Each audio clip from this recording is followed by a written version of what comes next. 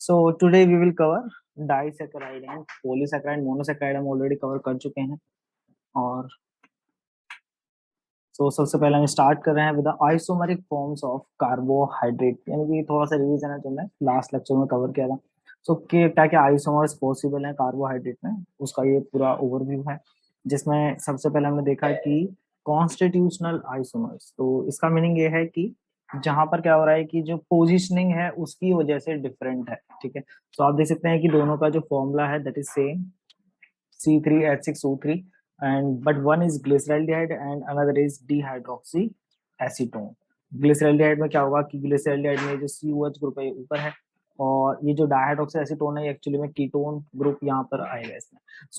एक एल्डिहाइड है और एक कीटोन है, दोनों का केमिकल फॉर्मूला एकदम सेम है, और इसलिए इसको बोला गया कॉन्स्टिट्यूशनल आइसोमर। इसमें सिर्फ एटम्स की जो पोजीशन है, उनका ऑर्डर है वो डिफरेंट है। फिर दूसरे इसमें आएंगे स्टीरियो आइसोमर्स। स्टीरियो आइसोमर्स आएंगे because of the chiral carbon जो प्रेजेंट है। अब क्योंकि कायरल कार्बन प्रेजेंट है तो इसमें भी दो टाइप के हो सकते हैं। एक होती है non super imposable mirror image. Okay, तो जो non super imposable mirror images होती हैं उन्हें हम क्या बोलते हैं, इनिशियोमर्स। ये हम पहले डिस्कस कर चुके हैं। पेप्टाइड्स में अमीनो एसिड में हमने देखा था कि नॉन सुपर इम्पोजिबल इमेज को इनिशियोमर बोलेंगे। और इसमें आपके दो टाइप आ जाएंगे, that one is D glyceraldehyde and other is L glyceraldehyde. इसमें हाइड्रोक्सिल ग्रुप की पोजीशनिंग हमने देखी थी कि अगर लेफ्ट हैंड साइड है तो एल ग्लिसरैल्डिहाइड और राइट हैंड साइड है तो डी ग्लिसरैल्डिहाइड। इसके बाद इनिशियोमर के अलावा इसमें होता है डायस्टीरोमर्स। ये क्या है, isomers that are not mirror images, जो कि एक दूसरे की मिरर इमेजेस नहीं है। ठीक है, बट ये क्या है, ये भी क्या है, स्टीरियो आइसोमर्स है। और इसमें क्या है, इसमें आप देख सकते हैं इसमें DL2 और डी ग्लूकोज दोनों का सब कुछ सेम है, बट इसमें भी क्या है कि एक कायरल कार्बन पे जो OH ग्रुप है, हाइड्रोक्सिल ग्रुप है, उसकी पोजिशनिंग चेंज है। ये जो हमने देखा था डी ग्लिसरैल्डिहाइड और एल ग्लिसरैल्डिहाइड, ये दोनों एक दूसरे की मिरर इमेजेस हैं। ठीक है, आप देख सकते हैं अगर बीच में यहाँ पे मिरर हो, उस केस में जो OH ग्रुप है जो यहाँ पे है मिरर के क्लोज, तो जो दूसरा है आपका एल ग्लिसरैल्डिहाइड उसका भी OH ग्रुप मिरर के क्लोज ही होगा। तो इसलिए दोनों सामने आ गए हैं OH, बट इसका OH जो है ये आपका लेफ्ट हैंड से राइट हैंड साइड है, और इसका ये जो OH है ये लेफ्ट हैंड साइड है। इसलिए वो एल ग्लिसरैल्डिहाइड है, वो डी ग्लिसरैल्डिहाइड है।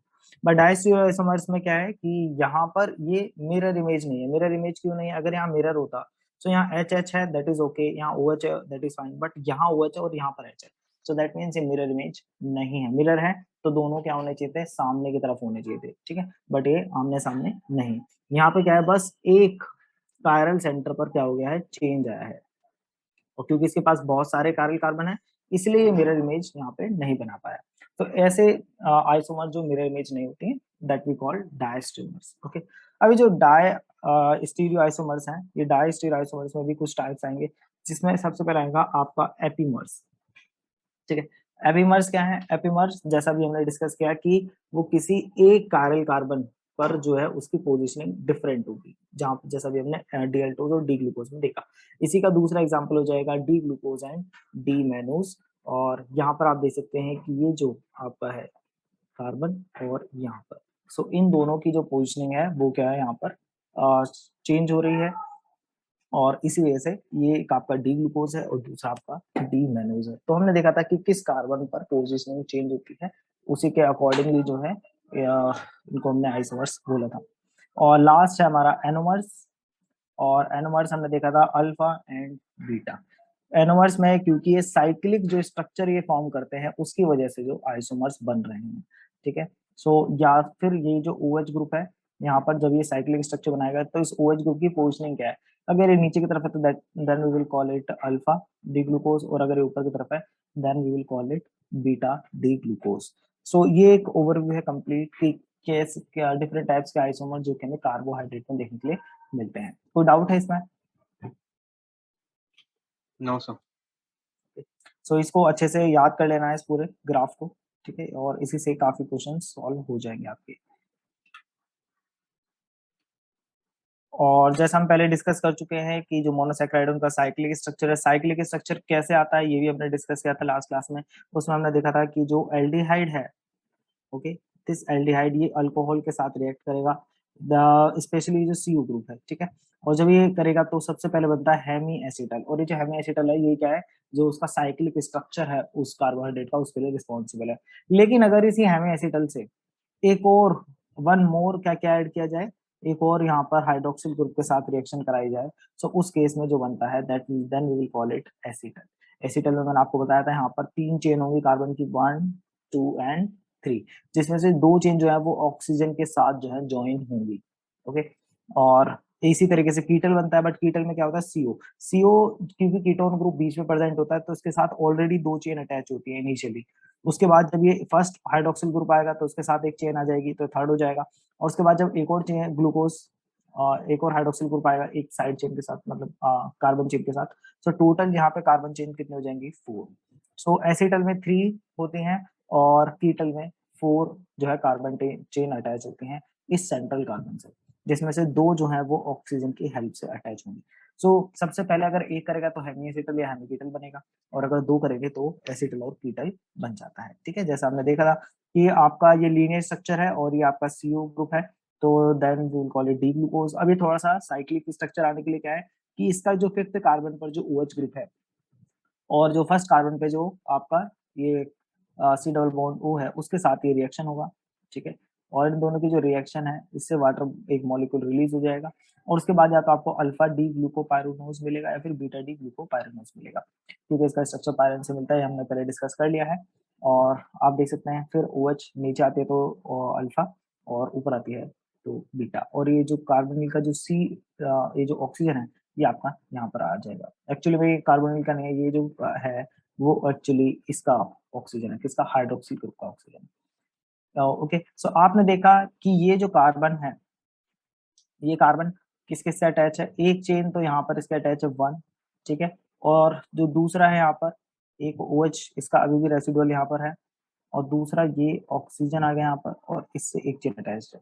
तो इस तरीके से यहाँ पर जो है आपकी इस कार्बन से चेन्स अटैच है। ओके, सो ये हम पहले देख चुके हैं, इसको हमने पहले कवर कर लिया था, अब हम इसे आगे की तरफ मूव करेंगे। ठीक है, तो ये जो साइड, ये जो है ये हमारा, हमने देखा था ये हमारा हेमी एसिटल है। So this one is hemi acetal. Okay, और अगर अभी हेमी एसिटल में क्या है कि सिर्फ कितनी चेन अटैच होंगी, 1 एंड 2। तो जैसे कि आप देख सकते हैं कि इस कार्बन से अभी मैंने जैसे शो किया 1 यहाँ पर अटैच है, और सेकंड जो है वो इस ऑक्सीजन की हेल्प से अटैच है।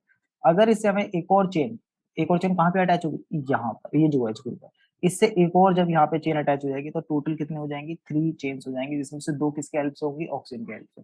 और वो जो एसिटल बनेगा वो एक्चुअली में क्या है, वहाँ पे ग्लाइकोसिडिक बॉन्ड है। ओके, सो इसी को हम देखेंगे आगे।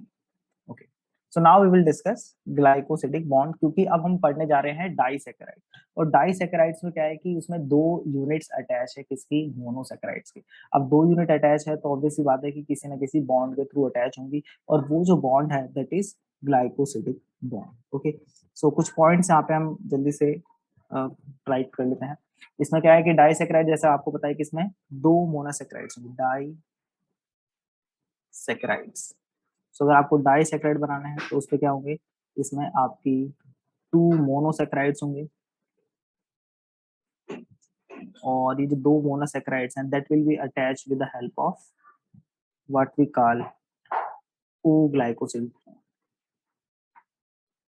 अब ये जो O ग्लाइकोसिडिक बॉन्ड है और एक होता है N ग्लाइकोसिडिक बॉन्ड, इनमें थोड़ा सा डिफरेंस है, और वो डिफरेंस आप इस इमेज की हेल्प से देख सकते हैं कि यहाँ पर ये जो बॉन्ड है, यहाँ ये है आपका O ग्लाइकोसिडिक बॉन्ड। ठीक है, O ग्लाइकोसिडिक और N ग्लाइकोसिडिक आपको यहाँ पर देखने के लिए मिलेगा। ये क्या है, एडिनोसिन मोनोफॉस्फेट। सो आपने देखा है न्यूक्लियोटाइड्स, आपने पढ़े हैं न्यूक्लियोटाइड्स में क्या है कि यहाँ पर एक शुगर होता है, एक बेस होता है, और एक फॉस्फेट ग्रुप होता है। तो आप देख सकते हैं ये आपका फॉस्फेट ग्रुप अटैच है, और क्योंकि यहाँ पे सिर्फ एक ही है तो that is why it is called monophosphate. इसके बाद आपका ये जो है this is what we called sugar, क्योंकि ये पॉलीहाइड्रोक्सी है, और ये कौन सी शुगर है, ये आपकी यहाँ पर राइबोस शुगर, और दूसरा ये क्या हो जाएगा, ये आपका बेस हो जाएगा। ठीक है, so this one is the base. So एक बेस है और एक शुगर और एक phosphate group. Now what happens कि जब ये जो शुगर इस बेस के साथ जब ये बॉन्ड बना रहा है, सो इसको, क्योंकि यहाँ पे क्या है, ऑक्सीजन है, यहाँ पे क्या है, नाइट्रोजन इन्वॉल्व है, that is why we call it N glycosidic bond. ठीक है, और आप इसको बीटा लिंकेज भी बोल सकते हैं। बट जब हम ग्लूकोज में देख रहे हैं कार्बोहाइड्रेट्स जहां पर दो मोनोसेकेराइड यूनिट एक दूसरे से बाइंड हो रही है, सो वो किसके हेल्प से कर रही है, वो कर रही है with the help of this oxygen atom. तो यहाँ पर भी ऑक्सीजन एटम इन्वॉल्व था, और अभी यहाँ पर जो बॉन्ड बनेगा दो कार्बोहाइड्रेट्स के बीच में, वो भी किससे की वजह से बन रहा है, इस ऑक्सीजन की वजह से। तो इन बिटवीन ऑक्सीजन आता है तो उसको ओ ग्लाइकोसिडिक बॉन्ड बोलते हैं, बट अगर नाइट्रोजन एटम की हेल्प से दो जो ग्रुप है मतलब ये अटैच होंगे, तो उस केस में उसको एन ग्लाइकोसिडिक बॉन्ड बोलेंगे। ठीक है, सो यहाँ पर जो हम बात कर रहे हैं हमारे कार्बोहाइड्रेट में, that is O glycosidic bond. Okay, so O glycosidic bond अब किस किस के बीच में बनता है, ये बनता है हाइड्रोक्सिल ग्रुप, क्योंकि हमने जो पीछे देखा था, यहाँ पर आप देख सकते हैं कि ये जो हेमी एसिटल यहाँ पे फॉर्म हुआ है, हेमी एसिटल मतलब जो साइक्लिक स्ट्रक्चर है, इसका जो कार्बन है ये हेमी एसिटल है। अब हेमी एसिटल में अभी एक OH यहाँ पे लेफ्ट रह गया, जिससे एक और चेन अटैच कराई जा सकती है, राइट। सो उसी से हम यहाँ पे अटैच करा रहे हैं। तो आप देख सकते हैं कि जो यहाँ पर पहले इस पोजिशन पे OH ग्रुप था, उसने क्या किया, उसने यहाँ पर जो दूसरा है, ठीक है, इसके साथ जो आपका ये सेकंड यूनिट है, ये फर्स्ट यूनिट है, ठीक है। सो फर्स्ट यूनिट का यहाँ पर भी OH है, इसी तरीके से सेकंड यूनिट का यहाँ पर भी क्या होगा, OH होगा। सो इसके OH और यहाँ पर ये जो OH है, इनके बीच में जो रिएक्शन हुई है, उसमें क्या है कि एक वाटर मॉलिक्यूल यहाँ पे रिलीज हो गया होगा H2O, और सिंपली यहाँ पे क्या बचा है, सिर्फ ऑक्सीजन यहाँ पर रह गया है। ठीक है, तो जैसे कि आप यहाँ पर देख सकते हैं क्लियरली, इसमें विजिबल हो जाएगा कि ये पहले OH यहाँ पर था और यहाँ पर भी OH था। ठीक है, ये आपका हेमी एसिटल है। इसी तरीके से यहाँ पर ये जो कार्बन है ये भी हेमी एसिटल है, इससे कोई दूसरा ग्लूकोज यूनिट बाइंड कर सकता है। और ये बीटा है, बीटा क्यों है, क्योंकि OH ग्रुप कहाँ है, ऊपर है, और ये अल्फा इसलिए क्योंकि OH ग्रुप कहाँ पर प्रेजेंट है, नीचे की तरफ प्रेजेंट है। ठीक है, अब इस OH ग्रुप से एक और साइड चेन बाइंड कराई जा सकती है। इस कार्बन से ऑलरेडी एक चेन यहाँ पर अटैच है और एक चेन इस ऑक्सीजन की हेल्प से अटैच है, और थर्ड चेन जब ऐड हो जाएगी तो ये बन जाएगा एसिटल। ठीक है, एसिटल बनाने के लिए इसको क्या है कि एक अल्कोहल से इस कार्बन पे मतलब यहाँ पे रिएक्शन होगी। नाउ इस रिएक्शन में आपको पता है कि वाटर मॉलिक्यूल यहाँ पे रिलीज हो जाएगा, जैसे मैंने अभी आपको बताया, और उसके बाद ये जो दोनों कार्बन है ये क्या हो गए हैं, अटैच हो गए हैं with the help of this oxygen. अब आप क्लियरली देख सकते हैं कि ये जो हमारा कार्बन है एसिटल का, एक चेन यहाँ पे डायरेक्ट अटैच है विदाउट ऑक्सीजन, और जो दो चेन है बाकी की, वो किससे अटैच है, with the help of this two oxygen, और इसी को बोला गया है एसिटल। कि और जो कीटल है और इसका दूसरा जो है, उसमें आपका क्या है, उसमें चार चेन अटैच होंगी, दो डायरेक्ट और दो ऑक्सीजन की हेल्प से। ठीक है, इन बिटवीन तो वो बनेगा जब हम बात करेंगे फ्रक्टोज वगैरह की, तो उनके पास वो है क्राइटेरिया। ओके, सो यहाँ पर आप देख सकते हैं कि यहाँ जो बॉन्ड बन रहा है वो किस किस के बीच में बन रहा है, और इसको यहाँ पे समझाते हैं दोबारा से। सो इसमें आप क्लियरली देख सकते हैं कि जो बॉन्ड बन रहा है ये फर्स्ट कार्बन, ठीक है, क्योंकि ये जो कार्बन है ये हमारा था COH, ये CH2 आप बोल सकते हैं। ठीक है, सो ये जो ग्रुप था ये हमारा फर्स्ट होता है, उसके बाद नीचे आते हैं OH एंड H, तो ये हमारा सेकंड कार्बन होता है, तो फर्स्ट कार्बन था। सो फर्स्ट कार्बन, और यहाँ से नंबर करेंगे तो 1 2 3 एंड ये हमारा कौन सा हो गया, फोर्थ, ये 5 और ये 6। आपको पता है ग्लूकोज में 6 होते हैं। ठीक है, सो इसका फर्स्ट कार्बन, फर्स्ट यूनिट का, और जो सेकंड यूनिट है उसका फोर्थ कार्बन, उन दोनों के बीच में ये बॉन्ड बना है। ठीक है, सो अगर आपका फर्स्ट कार्बन और सेकंड जो फोर्थ कार्बन है, सॉरी सेकंड यूनिट का, उनके बीच में जो बॉन्ड बनता है उसको आप क्या बोलेंगे, उसको आप बोलेंगे 1,4 ग्लाइकोसिडिक लिंकेज। यहाँ पे तो नाम लिखा हुआ है इसका कि कौन किस से अटैच है, इसमें बताया गया है कि अल्फा डी ग्लूकोपाइरानोसिल जो है वो 1,4 लिंकेज के थ्रू अटैच है, किससे, अल्फा डी ग्लूकोपाइरानोसिल। ठीक है, और सॉरी ये बीटा वाला है, ये बीटा डी ग्लूकोपाइरानोसिल। ओके, सो ये इसका फर्स्ट कार्बन, इसका फोर्थ कार्बन, तो इसलिए इसको बोलेंगे 1,4 ग्लाइकोसिडिक लिंकेज। ठीक है, सो 1,4 ग्लाइकोसिडिक लिंकेज हो सकता है। इसी तरीके से हम आगे भी देखेंगे, कुछ में आएगा 1,6 ग्लाइकोसिडिक लिंकेज, कहीं कहीं पर 1,2 भी मिलेगा। तो ये बताता है कि किस किस कार्बन के बीच में हुई है, मतलब ये तो 1 तो रहेगा ही। 1 क्या है, 1 आपका जरूरी है, क्यों जरूरी है, क्योंकि हेमी एसिटल है, इसी के साथ ही किसी OH ग्रुप की रिएक्शन होगी। अब OH ग्रुप क्योंकि यहाँ पर भी प्रेजेंट है, यहाँ पर भी प्रेजेंट है, यहाँ पर भी प्रेजेंट है, और यहाँ पर भी प्रेजेंट है, इसीलिए ये जो हाइड्रोक्सिल ग्रुप है ये भी बॉन्ड में इन्वॉल्व हो सकता है, मतलब इनके साथ भी बॉन्ड बनाया जा सकता है। इसलिए इस पर डिपेंड करेगा, 1 से है 2 से, तो 2 से होगा तो 1,2 हो जाएगा, 3 से होगा तो 1,3 हो जाएगा, 4 से होगा तो 1,4 ग्लाइकोसिडिक हो जाएगा। ठीक है, और इसी तरीके से फिफ्थ कार्बन पर तो है नहीं, तो 6 पर है तो 1,6 ग्लाइकोसिडिक लिंकेज। ठीक है, तो ग्लाइकोसिडिक लिंकेज रहेगा, बट किस किस के बीच में वो भी आप मेंशन करेंगे, 1,6 या 4 को लिख करके। तो जो माल्टोज का एग्जांपल आप देख रहे हैं, सो माल्टोज में कौन सा है, अल्फा 1,4 ग्लाइकोसिडिक लिंकेज, ठीक है। सो इसमें अभी हम ये भी देखेंगे कि अल्फा कौन है और बीटा कौन है। तो देखिए यहाँ पर जो है दोनों OH ग्रुप कहाँ पे प्रेजेंट है, नीचे की तरफ है, ऊपर तो नहीं है। अब क्योंकि नीचे की तरफ प्रेजेंट है तो इन दोनों को क्या बोला जा रहा है, alpha.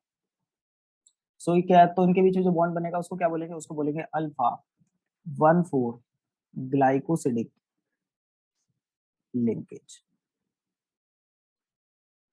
Is this clear? Okay, so ये अल्फा 1,4 ग्लाइकोसिडिक लिंकेज, या आप इसको ग्लाइकोसिडिक बॉन्ड भी मान सकते हैं। किस किस के बीच में बन रहा है, ये बन रहा है आपका हाइड्रोक्सिल ग्रुप, ये आपका बनेगा between hydroxyl group of 1 sugar, और किस फॉर्म में, इन साइक्लिक फॉर्म, ठीक है। और किसके साथ, दूसरा कौन होगा इसमें, दूसरा है आपका एनोमेरिक कार्बन। एनोमेरिक कार्बन मैंने आपको बताया था लास्ट क्लास में, ठीक है, of other. So anomeric carbon हमने बताया था, ये जो हेमी एसिटल का जो कार्बन होता है इसको बोलते हैं एनोमेरिक कार्बन। तो एनोमेरिक कार्बन और जो आपका शुगर है दूसरी, उसका कोई भी हाइड्रोक्सिल ग्रुप जो है इन साइक्लिक फॉर्म, उनके बीच में जो रिएक्शन होगी उसमें आपका बनेगा ग्लाइकोसिडिक बॉन्ड। ओके, सो इसमें जो बन रहा है ये हेमी एसिटल से किसमें कन्वर्ट हो गया है, एसिटल में कन्वर्ट हो गया है। ओके, सो ये जो रिजल्टिंग कंपाउंड है जो फॉर्म हुआ है यहाँ पर, इस रिजल्टिंग कंपाउंड को बोलते हैं ग्लाइकोसाइड, ठीक है। जब दो मोनोसैकेराइड्स यूनिट्स के बीच में जब एक बॉन्ड बन जाएगा, उससे जो भी आपका कंपाउंड प्रोड्यूस होगा, उस कंपाउंड को हम बोल रहे हैं ग्लाइकोसाइड। अब ये जो ग्लाइकोसिडिक बॉन्ड है, इसको हाइड्रोलाइज भी किया जा सकता है। अभी देखिए जब ये बन रहा था तो उस केस में क्या था, वाटर मॉलिक्यूल रिलीज हुआ था, ठीक है। तो ये क्या है, और सॉरी यहाँ पर, तो ये वाटर मॉलिक्यूल यहाँ पे रिलीज हुआ, तो ये क्या है, कंडेंसेशन रिएक्शन है। बट अगर आप इस बॉन्ड को ब्रेक करना चाहते हैं, सो ये क्या है, that we call hydrolysis, right. Water के हेल्प से अगर आप किसी बॉन्ड को ब्रेक करते हैं, so then we call it hydrolysis. So hydrolysis कैसे होगी, इसकी हाइड्रोलाइसिस जो है ग्लाइकोसिडिक बॉन्ड की हो सकती है by using by acid. So acid की हेल्प से आप क्या कर सकते हैं, इस बॉन्ड को ब्रेक कर सकते हैं, ठीक है। बट ये बेस से रेजिस्टिव है, इसको अगर आप बेस के साथ रिएक्ट कराएंगे तो क्या है, रेजिस्ट करते, तो रेजिस्ट क्लीवेज बाय बेस। तो बेस से अफेक्ट नहीं होगा ये, बेस को तो रेजिस्ट करता है, तो बेस इस बॉन्ड का कुछ नहीं बिगाड़ पाएगा। लेकिन अगर एसिड है तो एसिड क्या कर सकते हैं, इसको हाइड्रोलाइज कर सकते हैं, हाइड्रोलाइसिस हो सकती है इस बॉन्ड की, ठीक है। और जिससे क्या है, ये दोनों यूनिट वापस से क्या हो जाएगी, सेपरेट हो जाएगी। Is this clear? Yes, sir. So this is all about glycosidic bond. N glycosidic bond मैंने आपको बता दिया है कि एन ग्लाइकोसिडिक बॉन्ड जो है वो एनोमेरिक कार्बन होगा एक शुगर का, ठीक है। ये एनोमेरिक कार्बन है इसका, और इस ये जो एनोमेरिक कार्बन है इसका जब रिएक्शन होगा किसके साथ, nitrogen atom of this base, ठीक है। सो नाइट्रोजन एटम जब, या आप नाइट्रोजन एटम देखिए, अब ये प्रोटीन का भी हो सकता है और ये न्यूक्लियोटाइड भी हो सकता है। सो प्रोटीन के साथ करेगा तो ग्लाइको प्रोटीन बन जाएगा, और यहाँ पे ये न्यूक्लियोटाइड्स के साथ हम देख रहे हैं। सो इसके साथ जो यहाँ पे रिएक्शन हुई तो that we call N glycosidic bond. अब हम एक और फीचर देखते हैं ग्लाइकोसिडिक बॉन्ड का, और ये जो फीचर है ये बताता है कि जो हमारी शुगर है वो रिड्यूसिंग शुगर है या फिर नॉन रिड्यूसिंग शुगर है। अब रिड्यूसिंग शुगर और नॉन रिड्यूसिंग शुगर कैसे पता करेंगे, सो इसके लिए क्या है कि रिड्यूसिंग और नॉन रिड्यूसिंग शुगर के लिए इसकी हम रिएक्शन कराएंगे, ठीक है। और किसके साथ कराएंगे रिएक्शन, कोई भी ऑक्सीडाइजिंग एजेंट के साथ, ठीक है। सो ये जो फ्री एल्डिहाइड ग्रुप है, free aldehyde group, free aldehyde group जो है इसके पास एबिलिटी है, क्या एबिलिटी है इसके पास, इसके पास एबिलिटी है to react with oxidising agent,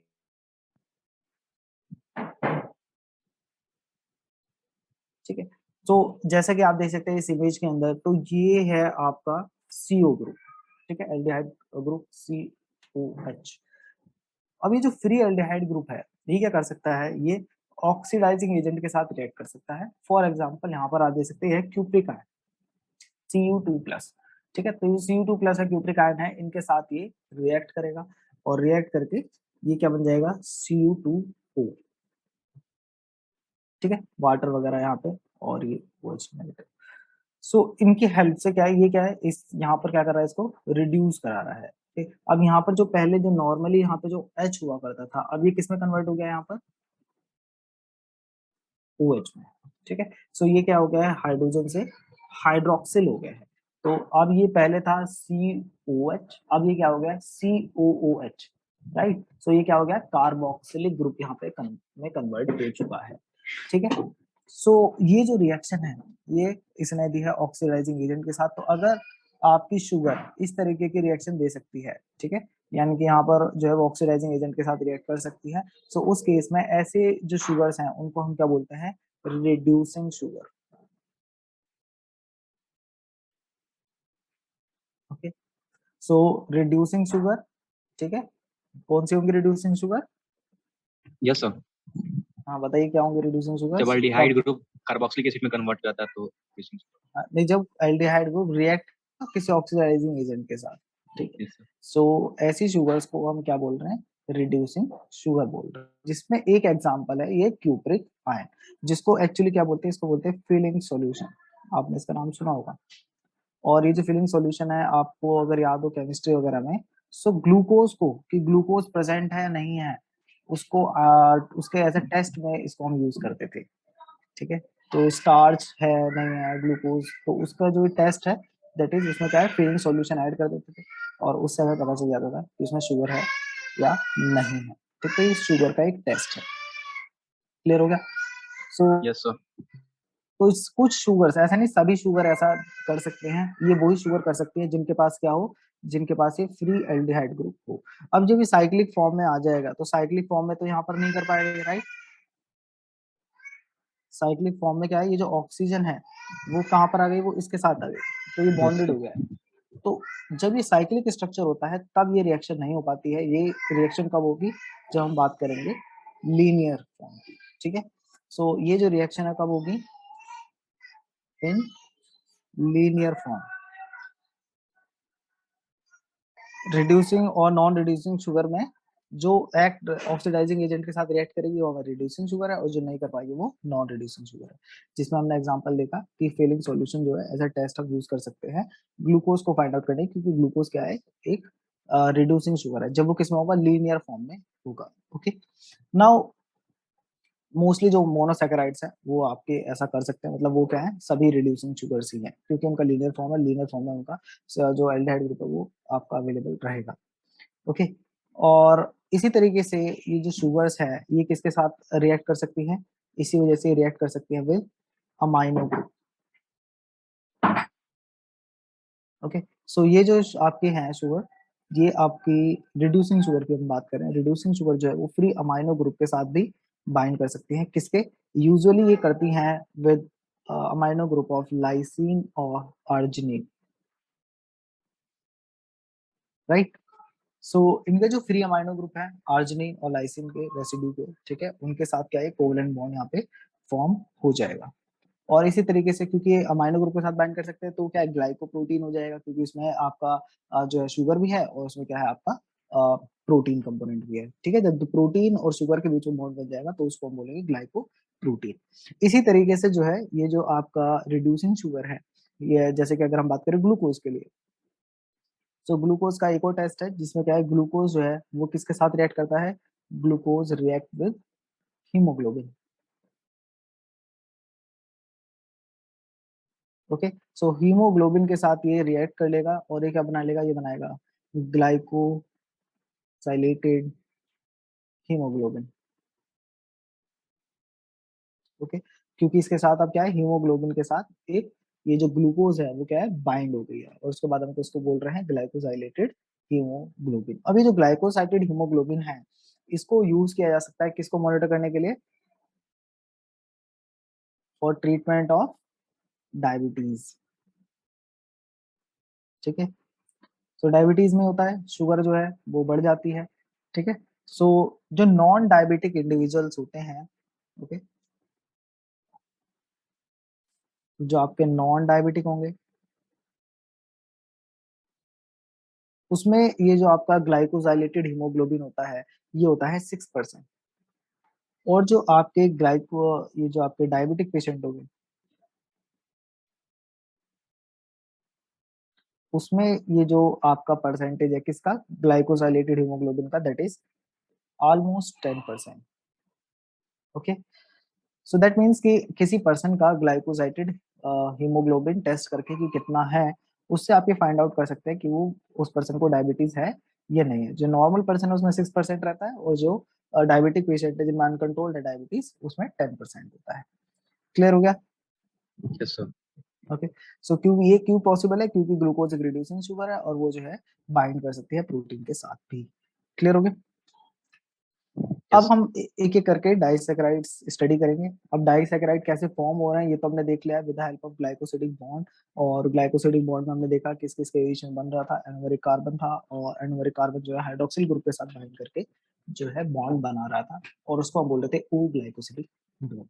अब इसी वजह से जब दो मॉलिक्यूल्स, दो जो मोनोसेक्राइड में जो बाइंड होंगी तो उसको बोलेंगे हम डाइसेक्राइड। और डाइसेक्राइड में जो फर्स्ट एग्जांपल हम देख रहे हैं दैट इज माल्टोज। ठीक है, माल्टोज जो है इसमें क्या है, आपके दोनों जो यूनिट है, क्योंकि डाइसेक्राइड है तो दो यूनिट होगी, और इसमें जो दोनों यूनिट होती हैं वो एक्चुअली होती है किसकी, डी ग्लूकोज की। ठीक है, सो दो तीन पॉइंट जो है वो हमेशा देखना है। सबसे पहले हमें ये पॉइंट देखना है कि आखिर उसमें जो यूनिट्स हैं, मोनोसेक्राइड यूनिट्स हैं, वो कौन कौन सी हैं। मोनोसेक्राइड्स यूनिट कौन सी हैं उसके अंदर। ठीक है, तो हमने देखा कि दोनों ही क्या है इसमें, डी ग्लूकोज है। फिर जो नेक्स्ट इंपॉर्टेंट है इसके अंदर वो पॉइंट क्या है कि आखिर बॉन्ड कौन सा बन रहा है उन दोनों के बीच में। ठीक है, सो हमने देखा था जो बॉन्ड है ग्लाइकोसिडिक बॉन्ड वो अलग अलग कार्बन के बीच में बन सकता है। फर्स्ट वाला तो रहेगा ही, उसके साथ वो किस दूसरे के साथ बना रहा है, किस OH ग्रुप के साथ बाइंड करेगा उस पर भी डिपेंड करेगा। सो माल्टोज का केस जैसा अभी हमने देखा था किस किस के बीच बनता है, first carbon and fourth carbon के बीच में बनता है। ठीक है, तो इसलिए इसको क्या बोला जाएगा, इसे बोला जाएगा, इसे हम बोलेंगे अल्फा 1,4 ग्लाइकोसिडिक बॉन्ड। ठीक है, क्योंकि आपका फर्स्ट कार्बन जो एनोमेरिक कार्बन है उसका बन रहा है किसके साथ, ये बन रहा है OH ग्रुप जो कि फोर्थ कार्बन पे प्रेजेंट है। Is this clear? कोई डाउट है इसमें? No sir. ठीक है, क्योंकि अल्फा कन्फिग्रेशन में इसको इसलिए इसको बोला गया अल्फा ग्लाइकोसिडिक बॉन्ड। अगर ये बीटा कन्फिग्रेशन में होता, OH ग्रुप बीटा में कहा होता, ऊपर की तरफ होता है, तो उस केस में इसको बीटा बोलते, बट यहाँ पर जो है that is alpha glycosidic bond. Okay, अब यहाँ पर क्योंकि आप देख सकते हैं कि ये जो फर्स्ट यूनिट का जो ये जो कार्बन है ये तो एनोमेरिक कार्बन है, ये इसने क्या बना लिया, ग्लाइकोसिडिक बॉन्ड बना लिया, राइट। सो क्या ये अब लीनियर फॉर्म स्ट्रक्चर में जा पाएगा वापस से? सो वापस से लीनियर स्ट्रक्चर में जाना डिफिकल्ट है। ठीक है, सो इसीलिए क्या है कि ये क्योंकि लीनियर स्ट्रक्चर नहीं बना सकता तो इसका CHO ग्रुप नहीं है, CHO ग्रुप नहीं है तो इसीलिए क्या है ये अब रिड्यूसिंग शुगर में है, ये क्या हो गया, नॉन रिड्यूसिंग, ये वाला जो है। बट ये जो लास्ट वाला है ग्लूकोज, इस लास्ट वाले ग्लूकोज का तो ये एनोमेरिक कार्बन फ्री है। अब ये एनोमेरिक कार्बन फ्री है तो इसका मतलब ये वापस से किस स्ट्रक्चर में आ सकता है, ये लीनियर फॉर्म में जा सकता है वापस से। जब ये लीनियर फॉर्म में जाएगा तो वापस से क्या बना लेगा, CHO ग्रुप आ जाएगा, और CHO ग्रुप क्या है, ये आपका रिएक्ट कर सकता है ऑक्सीडाइजिंग एजेंट के साथ, तो इसलिए कैसी शुगर हो जाएगी, रिड्यूसिंग शुगर। सो माल्टोज भी क्या है, माल्टोज भी एक रिड्यूसिंग शुगर है, क्योंकि इसके पास जो एक एंड है उस पर जो आपका एनोमेरिक कार्बन है वो अभी किसी दूसरे के साथ बाइंड नहीं हुआ है, और इसलिए वापस से लीनियर स्ट्रक्चर में जा सकता है, और इसलिए ये रिड्यूसिंग एजेंट है। कोई डाउट है इसमें? Sir no sir. सो इसलिए ये याद रखना है हमें कि कौन सी शुगर रिड्यूसिंग है और कौन सी नॉन रिड्यूसिंग है, कॉन्सेप्ट के साथ याद रखेंगे तो ज्यादा टाइम तक चीजें याद रहेंगी। ओके, इसी तरीके से नेक्स्ट है आपका लैक्टोज। अब लैक्टोज जो है ये यहाँ पर भी हमें सेम ही चीज देखनी है। सबसे पहले हमें देखना है कि किस किस के बीच में ये आपका है डाइसेक्राइड, कौन कौन सी यूनिट है इसके अंदर। तो लैक्टोज के अंदर जो आपकी मोनोसेक्राइड यूनिट है उसमें आपका डी गैलेक्टोज एंड दूसरा है आपका D glucose. Okay, so D galactose and D glucose के बीच में बॉन्ड बन रहा है, और लैक्टोज शुगर ये कहाँ पे मिलती है, ये किसकी शुगर है, मिल्क में, राइट। Yes sir. इसको मिल्क शुगर भी बोलते हैं इसलिए लैक्टोज। सो कुछ लोग लैक्टोज इंटॉलरेंट भी होते हैं, उसके बारे में भी बात करेंगे। सो सबसे पहले इसमें D galactose and D glucose है, जैसे कि आप यहाँ देख सकते हैं इस इमेज में। तो ये जो फर्स्ट है ये आपका है गैलेक्टोज और सेकंड आपका ग्लूकोज है, ठीक है। अब इसमें क्या है कि यहाँ पर जो है ये कौन सा का है, बीटा, ये अल्फा नहीं है, क्या है, बीटा है, ठीक है। और ये जो फोर्थ है कार्बन ग्लूकोज का, इनके बीच में बॉन्ड बना है, और क्योंकि ये बीटा के बीच, बीटा के हेल्प से बना है, बीटा में क्या होता है, OH ग्रुप ऊपर की तरफ होता है, राइट। सो यहाँ पर OH और ये कार्बन है, नंबर कार्बन, सो ये अल्फा था, ऊपर की तरफ जाएगा तो बीटा हो जाएगा, राइट। सो यहाँ पर OH ऊपर की तरफ है, बट इसका जो ये जो फोर्थ कार्बन है इसका तो नीचे की तरफ होता है OH। सो इनके बीच में इस तरीके से बॉन्ड बन रहा है, ठीक है। तो जब ये बॉन्ड बनेगा तो यहाँ से वाटर मॉलिक्यूल रिलीज होगा, तो ये क्या हो जाएगा, सो यहाँ पर इसको इस तरीके से भी बनाया जा सकता है, ठीक है। यहाँ पर H, यहाँ पर H, और ये आपका बाकी का स्ट्रक्चर, ठीक है। तो यहाँ पर इसको थोड़ा इस तरीके से बना दिया है, ट्रायंगल रेक्टेंगल फॉर्म में, आप इसको इस तरीके से भी ड्रॉ कर सकते हैं। क्लियर हो गया। तो लैक्टोज में क्या है कि यहाँ पर बीटा है, बीटा गैलेक्टोज है, बीटा डी गैलेक्टोज, और ग्लूकोज क्या है, ग्लूकोज यहाँ पे अल्फा डी ग्लूकोज है। कोई डाउट है इसमें? No, sir. तो इसलिए यहाँ पे जो बॉन्ड बन रहा है इसको हम क्या बोलेंगे, Beta. Beta 1,4 beta. Glycosidic bond, okay. So यहाँ पर जो बॉन्ड है that is beta 1,4 glycosidic bond. यहाँ पर भी जो आपका एनोमेरिक कार्बन है किसका, जो ग्लूकोज यूनिट है वो फ्री है, ठीक है, किसके लिए, फॉर ऑक्सीडेशन, और इसलिए ये भी कैसी शुगर है, ये भी आपकी क्या है, रिड्यूसिंग शुगर है,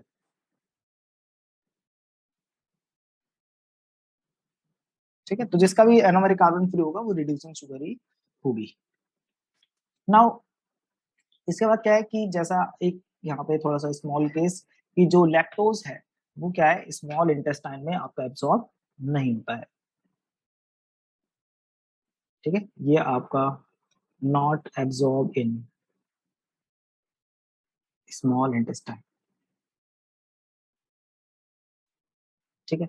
सो क्योंकि लैक्टोज स्मॉल इंटेस्टाइन में एब्सॉर्ब नहीं होता है, तो इसलिए इसको क्या करना पड़ेगा, इसको पहले ब्रेक करना पड़ेगा, और जब इसको ब्रेक करेंगे तो इसके लिए एक एंजाइम की रिक्वायरमेंट होगी, और वो जो एंजाइम है that is lactose, sorry lactase, ठीक है।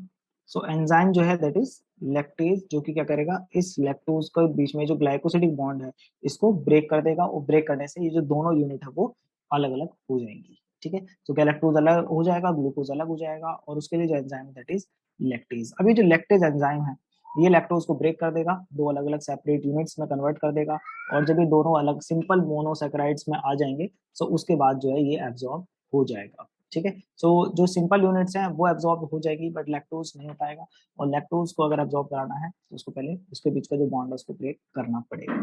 बट कुछ ऐसे लोग होते हैं जिनमें ये प्रेजेंट नहीं होता है, और वो कौन है, नॉट प्रेजेंटिंग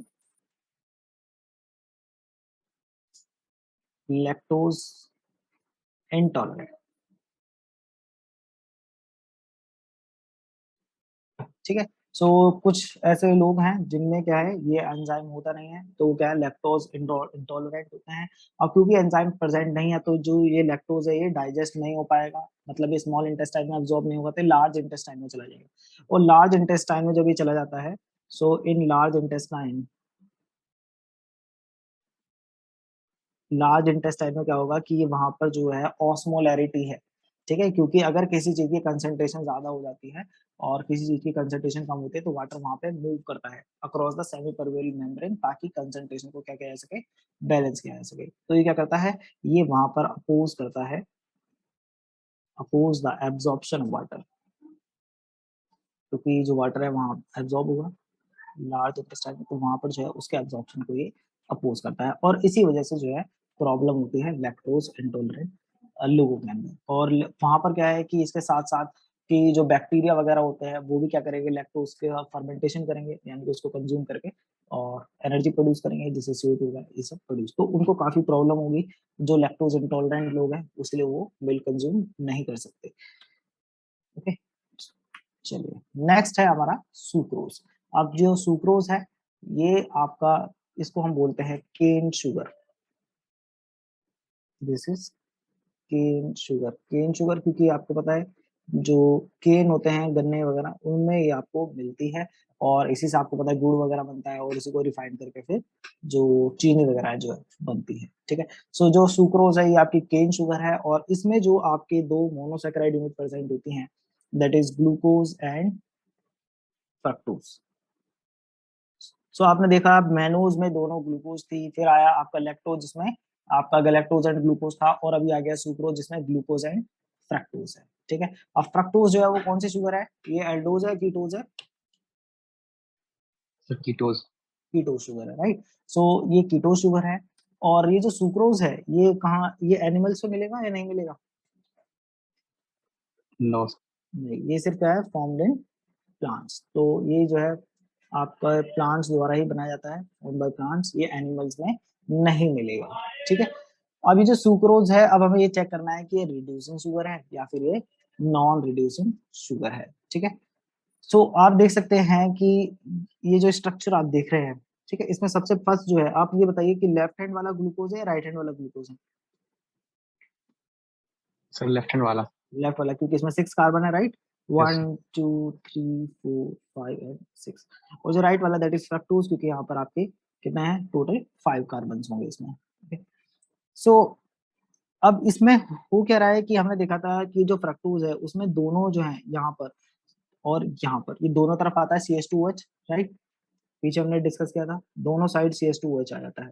क्यों आ जाता है CH2OH? क्योंकि ऊपर जो है, ऊपर भी आपका क्या है, ऊपर यहाँ पर COH और यहाँ पे एक हाइड्रोजन और एक यहाँ पर हाइड्रोजन, फिर सेकंड कार्बन पे आता है CO ग्रुप, राइट। तो ये जो ऊपर वाला ग्रुप है क्या हो गया, ये हो गया CH2OH।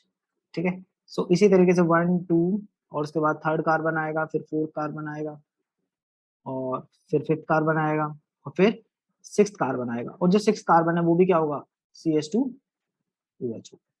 ठीक है, सो क्योंकि यहाँ पर भी, क्योंकि फ्रक्टोज भी 6 कार्बन शुगर है बट इसमें क्या होता है, यहाँ पर CO होता है। ठीक है, बट इसकी रिंग जो बनती है वो 5 एटम्स की है, यहाँ पर ग्लूकोज की 6 की बनती है। ओके, सो यहाँ पर आप देख सकते हैं कि जो एक है CH2OH तो वो आपका यहाँ पर आ गया। ठीक है, और फिर ये आपका फर्स्ट कार्बन था और फिर ये सेकंड कार्बन था, ये सेकंड हो गया, इससे ऑक्सीजन बॉन्ड है। अब ये O जो है वो जाकर के किससे बाइंड करा लेगा, फिफ्थ कार्बन के साथ बना लेगा, रिएक्शन कर लेगा। ठीक है, तो इस ऑक्सीजन ने फिफ्थ के साथ रिएक्शन कर ली तो ये सिक्स कार्बन है, तो सिक्स कार्बन पे क्या था, CH2OH ग्रुप था, राइट। सो इसीलिए क्या है, इसके दोनों जो है यहाँ पर भी CH2 ग्रुप है और यहाँ पर भी CH2OH ग्रुप है। अब इसकी पोजीशन क्या है उसके अकॉर्डिंग इसको अल्फा बीटा बोलते हैं, राइट। तो उसकी पोजीशन के ऊपर डिपेंड करेगा कि यहाँ पर पोजीशन क्या है इसकी। सो यहाँ पर जो है that is beta D fructofuranose. Sucrose is a non reducing sugar. अभी तक जो देखी थी हमने वो थी रिड्यूसिंग शुगर, बट ये है नॉन रिड्यूसिंग शुगर क्योंकि यहाँ पर इसके पास एनोमरिक कार्बन नहीं है जो कि CHO ग्रुप दे सके। CHO ग्रुप वाला यहाँ पे कोई भी कार्बन नहीं है, जो CHO ग्रुप वाला कार्बन था वो क्या है, बॉन्ड में इन्वॉल्व हो गया है फ्रक्टोज यूनिट के साथ। Is this clear? Yes sir. Okay, अब क्योंकि यहाँ पर आपका एनोमेरिक कार्बन नहीं है जिससे आपका जो है रिएक्शन हो सके, इसीलिए जो नॉन रिड्यूसिंग शुगर ये जो है सुक्रोज, ये क्या है, ये स्टेबल है, यानी कि ये किसी के साथ रिएक्शन नहीं करेगी। ठीक है, अभी किसी के साथ रिएक्शन नहीं करेगी तो ये इसको कैसे यूज किया जा सकता है, इसको स्टोरेज के लिए यूज किया जा सकता है। ठीक है, तो जो नॉन रिड्यूसिंग शुगर्स होती हैं क्योंकि वो किसी के साथ रिएक्शन नहीं करती हैं इसीलिए उनको as a storage molecule use किया जाता है। और किस स्टोरेज किसका है, एनर्जी का, स्टोरेज करने के लिए और ट्रांसपोर्ट करने के लिए, क्योंकि ड्यूरिंग द ट्रांसपोर्ट भी वो किसी के साथ रिएक्शन नहीं करेंगी। ठीक है, क्योंकि उसके पास फ्री एनोमेरिक कार्बन नहीं है। ठीक है, सो ये स्टेबल होती है और स्टोरेज के लिए यूज होती है और मेनली किसका है, एनर्जी का स्टोरेज करती है। सो बीटा फ्रक्टोज की नंबरिंग यहाँ से स्टार्ट हुई, ये फर्स्ट कार्बन, ये second carbon, third, fourth, fifth and sixth. So numbering यहाँ से है। ठीक है, और नंबरिंग यहाँ से है इसीलिए ये जो है आपका, ये अल्फा और ये बीटा, इनके बीच में ये रिएक्शन हुई है। और ऑब्वियसली बात है, और एनोमेरिक कार्बन यहाँ पर है इसका, और ये एनोमेरिक कार्बन ग्लूकोज का यहाँ पर है। और इसीलिए क्योंकि यहाँ पे इन दोनों के बीच में बॉन्ड बना है इसलिए कोई भी एनोमेरिक कार्बन यहाँ पे फ्री नहीं है, ये वापस से लीनियर स्ट्रक्चर नहीं बना पाएंगे, लीनियर स्ट्रक्चर नहीं बनेगा तो रिएक्शन नहीं होगी। ठीक है, अब क्योंकि यहाँ फर्स्ट कार्बन और किसके बीच में बना है, सेकंड कार्बन के बीच में बॉन्ड बना है, तो इसलिए इसको क्या बोलेंगे, इसको हम बोलेंगे 1 2। अब 1 किसका है, अल्फा का, तो अल्फा 1 और 2 किसका है, बीटा का, तो 2 बीटा ग्लाइकोसिडिक।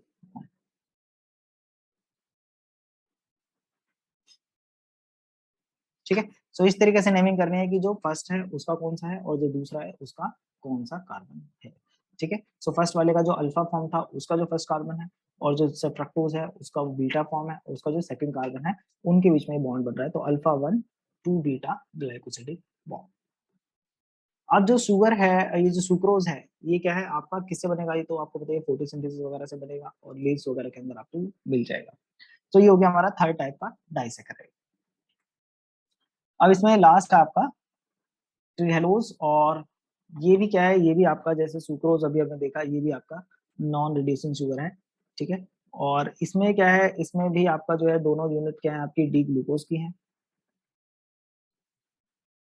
दोनों यूनिट डी ग्लूकोज है, बट जो बॉन्ड बन रहा है ना वो थोड़ा डिफरेंट है। बॉन्ड किस किस के बीच बन रहा है, ये बॉन्ड बन रहा है अल्फा 1 1 ग्लाइकोसिडिक बॉन्ड। ठीक है, अभी तक हमने देखा अल्फा 1 4 देखा, अल्फा 1 6 देखा, ये सब हमने देखे, लेकिन ये कौन सा है, ये है अल्फा 1 1 ग्लाइकोसिडिक बॉन्ड। इसका स्ट्रक्चर तो नहीं है बट इसको हम ड्रॉ कर सकते हैं अगर करना चाहें तो जल्दी से मैं आपको ड्रॉ करके दिखाता हूँ। जैसे हमने देखा फ्रक्टोज का जो था एनोमेरिक कार्बन, वो क्या है, वो बॉन्ड में पार्टिसिपेट कर रहा था, इसी तरीके से यहाँ पर ये जो आपका ट्री हेलोज है इसमें भी जो एनोमेरिक कार्बन है वो भी आपका इसमें ही पार्टिसिपेट करेगा। तो जल्दी से मैं आपके लिए बना के दिखाता हूँ इसको। सबसे पहले तो हम 6 मेंबर एक रिंग बना लेते हैं। तो ये हो गया हमारा फर्स्ट, और यहाँ पर आपका ये अल्फा है तो यहाँ पर आ जाएगा H और नीचे आ जाएगा OH। सो ये पार्टिसिपेट करेगा। ओके, और बाकी आप बनाना चाहते हो इसमें HCH2 OH, यहाँ पर HOH, और याद रखिएगा थर्ड कार्बन का जो OH है वो ऊपर रहता है ग्लूकोज में, बाकी सबका आप नीचे बना लीजिएगा, बाकी सब नीचे है, सिर्फ जो थर्ड कार्बन है ये वाला इसमें OH ऊपर रहता है। सो ये हो गया हमारा फर्स्ट ग्लूकोज यूनिट। इसी तरीके से जो सेकंड है उसका फेज, उसका ये जो ऑक्सीजन वाला फेज है, ये एनोमरिक कार्बन, उसको इसके सामने बनाना है।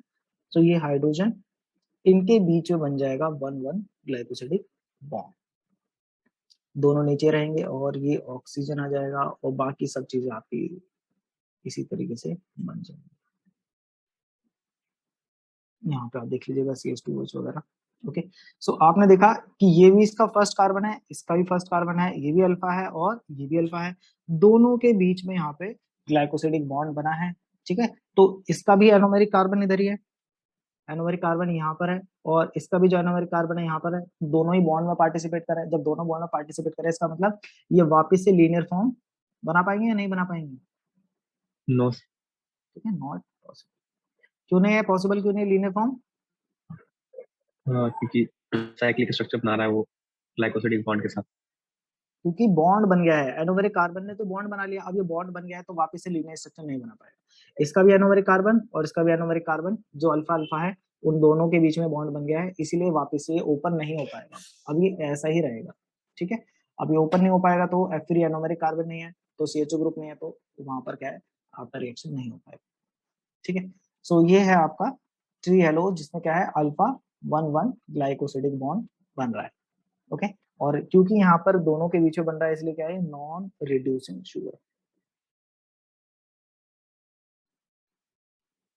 और क्योंकि ये भी नॉन रिड्यूसिंग शुगर है इसलिए इसको भी कैसे यूज किया जा सकता है, इसे भी एनर्जी स्टोरेज के लिए यूज किया जा सकता है। ओके, अब ये जो एनर्जी स्टोरेज है ये प्लांट्स और एनिमल्स में तो हमने इसका नाम नहीं सुना। ठीक है, या सुना है आपने, इसका नाम सुना पहले। No sir. ठीक है, एक्चुअली क्या है ये हमें मिलती है इंसेक्ट्स में। ठीक है, इंसेक्ट्स में ये सर्कुलेटिंग फ्लूइड है जिसको बोलते हैं साइंटिफिक टर्म्स में हीमोलिम्फ। तो जो हीमोलिम्फ है आपका, ये नॉन रिड्यूसिंग शुगर, ये भी एनर्जी स्टोरेज के लिए यूज होता है बट इंसेक्ट्स में। ठीक है, सो इंसेक्ट्स के केस में ये आपकी शुगर होती है। सो ये आपने देखे कुछ इंपॉर्टेंट डाइसेकेराइड। ठीक है, जिसमें आपने देखा कि सबसे पहले हमारा आया था माल्टोज, फिर हमने देखा लैक्टोज, और उसके बाद आया सुक्रोज, उसके बाद आया ट्रियोलोज, जिसमें 2 आपके रिड्यूसिंग रही और 2 आपकी नॉन रिड्यूसिंग रही। नॉन रिड्यूसिंग वो हैं जिनके एनोमेरिक कार्बन जो है बॉन्ड फॉर्मेशन में इन्वॉल्व रही। क्लियर हो गया डाइसैकेराइड, इसमें कोई डाउट है? नो सर, क्लियर है। ठीक है।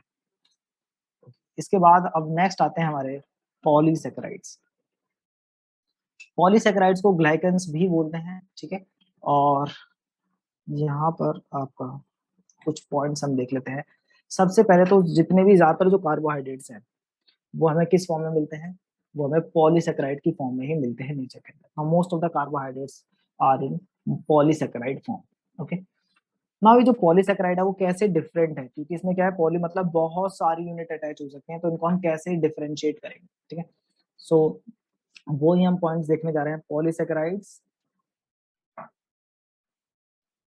Differ from each other,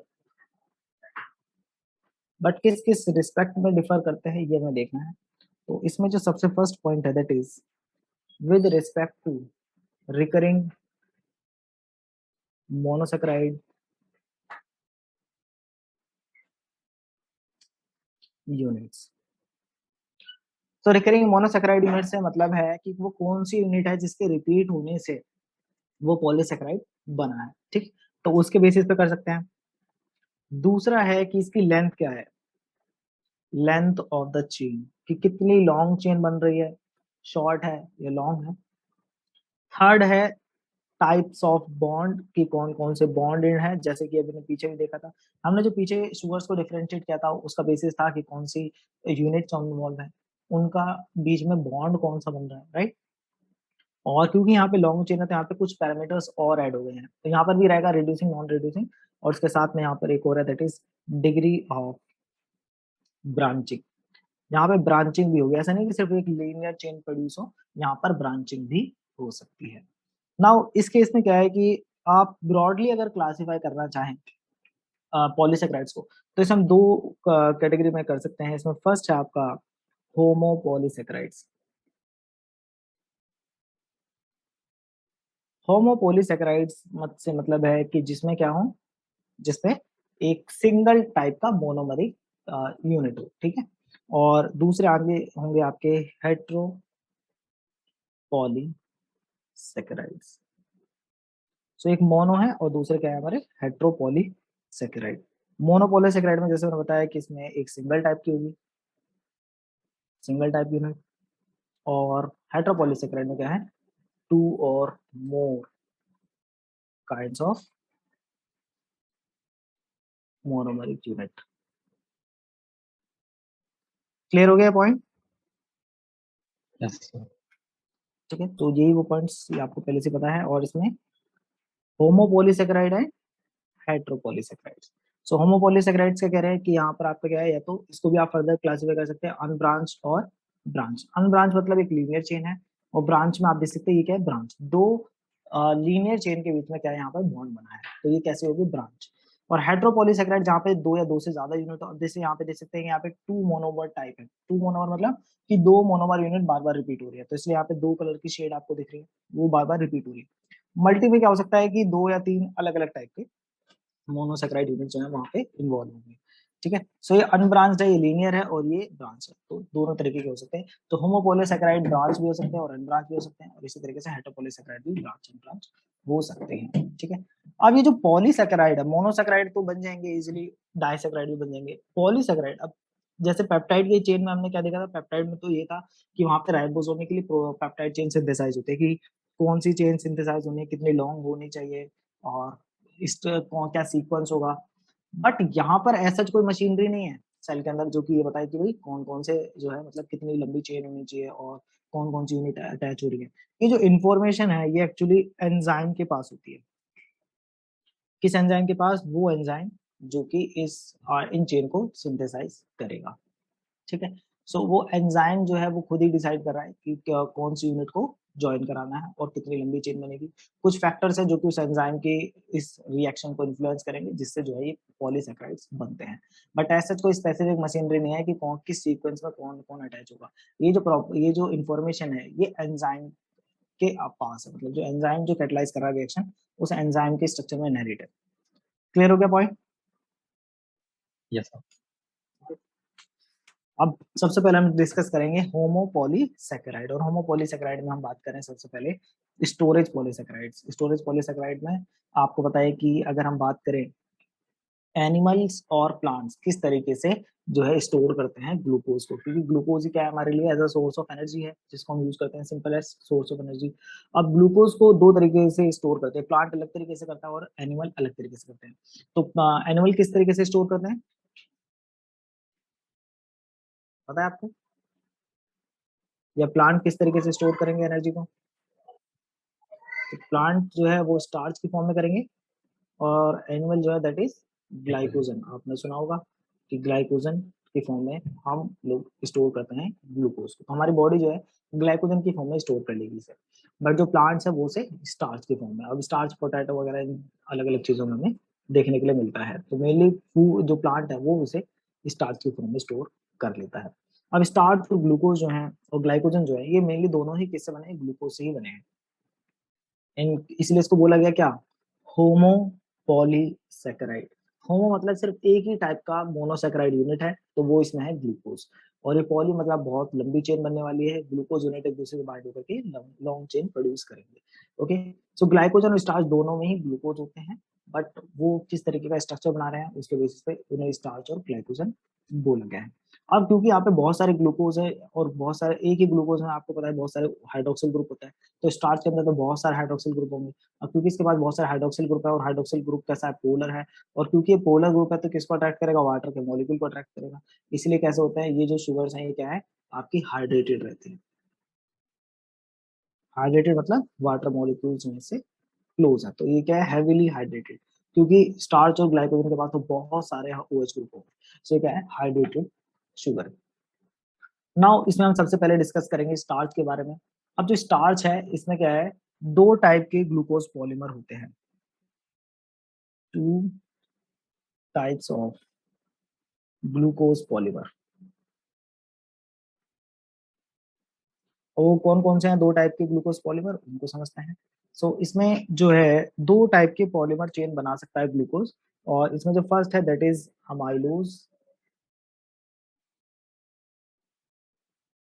first is amylose and the second one is amylopectin.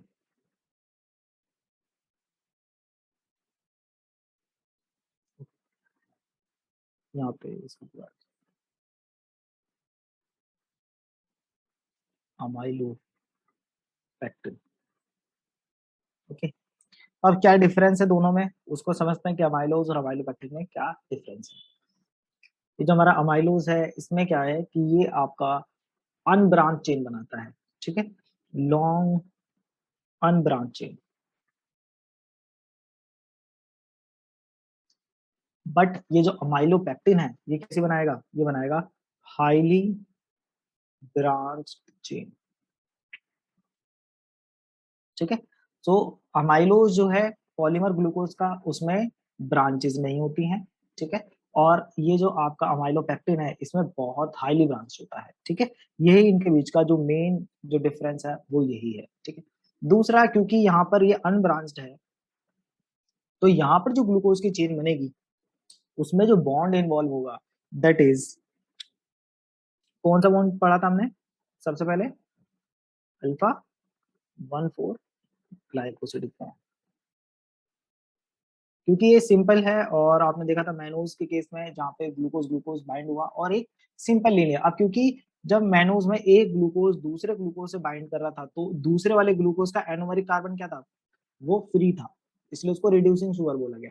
अब ये जो फ्री एनोमरिक कार्बन है इससे कोई दूसरा ग्लूकोज आकर के बाइंड कर सकता है, फिर इसका जो एनोमरिक कार्बन है उससे दूसरा ग्लूकोज आके बाइंड कर सकता है, और सब किसके थ्रू बाइंड करेंगे, अल्फा 1,4 ग्लाइकोसिडिक बॉन्ड की हेल्प से, ठीक है। तो फर्स्ट वाले का जो अल्फा है क्योंकि एनोमरिक कार्बन है, और जो ये जो ग्लूकोज है इसका फोर्थ कार्बन है, इनके बीच में बॉन्ड बनता चला जाएगा और एक लॉन्ग चेन बन जाएगी, ठीक है। सो ये है अल्फा 1,4 ग्लाइकोसिडिक बॉन्ड, या फिर लिंकेज भी आप उसको बोल सकते हैं, लिंकेज। अब ब्रांच कैसे बनेंगी, तो अमाइलोपेक्टिन में क्या है कि अमाइलोपेक्टिन जो है ये लीनियर तो है, मतलब इसमें लीनियर चेन्स भी है बट उनमें ब्रांचेस बहुत है, ठीक है। तो जहां जहां पर लीनियर है तो लीनियर किसकी वजह से बनेगा, लीनियर बनेगा अल्फा 1,4 ग्लाइकोसिडिक बॉन्ड की वजह से। और इसके, और जो जहां पर ब्रांचेस हैं, ब्रांचेस किसके से बनेंगे, ब्रांचेस बनेंगे अल्फा 1,6 ग्लाइकोसिडिक बॉन्ड की वजह से। 6 कार्बन आपको पता है वो ऊपर होता है, ठीक है, स्ट्रक्चर हमने काफी डिटेल में देख लिया है। सो ये जो है ये लीनियर के लिए रिस्पॉन्सिबल है, और ये जो बॉन्ड है ये ब्रांचेस के लिए रिस्पॉन्सिबल है। सो अमाइलोपेक्टिन में दोनों ही होंगे, अल्फा 1,4 भी होगा और अल्फा 1,6 भी होगा, ठीक है। और ये जो अमाइलोज है क्योंकि लीनियर है तो ये ज्यादा जो है इजीली इस चेन को, इस पॉलीमर को ब्रेक किया जा सकता है। बट अमाइलोपेक्टिन में क्योंकि अल्फा 1,4 अल्फा 1,6 है तो काफी हाईली ब्रांच है, तो इसको इतना इजीली जो है ब्रेक नहीं किया जा सकता।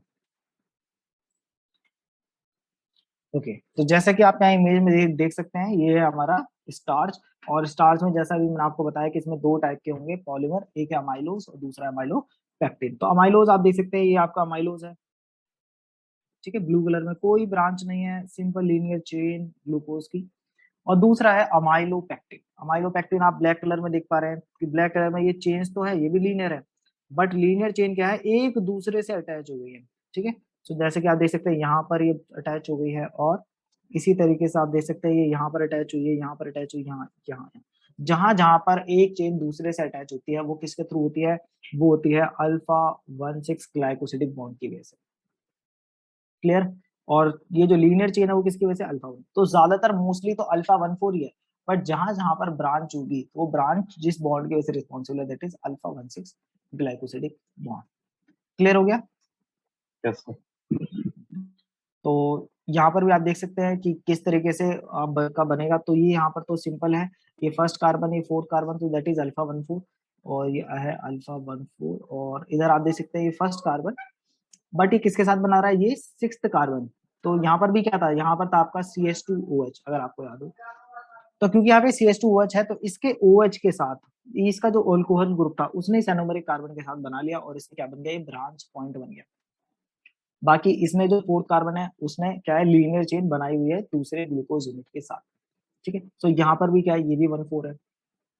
तो यहाँ पर अल्फा 1,4, यहाँ पर अल्फा 1,4, बट ये जो दो डिफरेंट चेन है उनका जो अटैचमेंट हुआ वो हुआ है इस चेन का जो लास्ट वाला है ग्लूकोज, क्योंकि जो लास्ट वाला ग्लूकोज होगा उसी के पास बस एक रिड्यूसिंग एंड होगा। और ये जो ग्लूकोज है इसको तो सिर्फ अपना OH देना है, वो भी 6 कार्बन पे, तो इसका रिड्यूसिंग और रिड्यूसिंग से कोई लेना देना नहीं है। ये अपने इस यहाँ पर भी इसने बना हुआ है आगे फर्दर चेन, और यहाँ पर भी इसने चेन बनाई हुई है। तो यहाँ पर भी अल्फा 1,4 है, ये सिर्फ अपने 6 कार्बन के OH ग्रुप को दे रहा है ताकि एसिटल बन सके हेमी से। और इसका ये एंड पॉइंट होना जरूरी है, तभी उसके पास रिड्यूसिंग एंड होगा। नेक्स्ट है हमारा ग्लाइकोजन। अब ग्लाइकोजन और स्टार्च में क्या डिफरेंस है उसको हमें समझना है।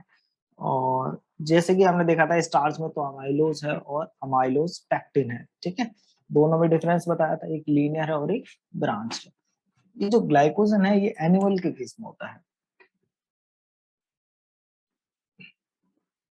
तो एनिमल में जो स्टोरेज है पॉलीसेकेराइड का वो ग्लाइकोजन से होता है।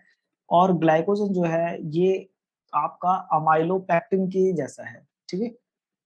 अमाइलोपेक्टिन में क्या था, वहां पर ब्रांचेस थी, ठीक है। सो ग्लाइकोजन जो है ये भी क्या है आपका, ये भी आपका हेविली ब्रांच्ड है,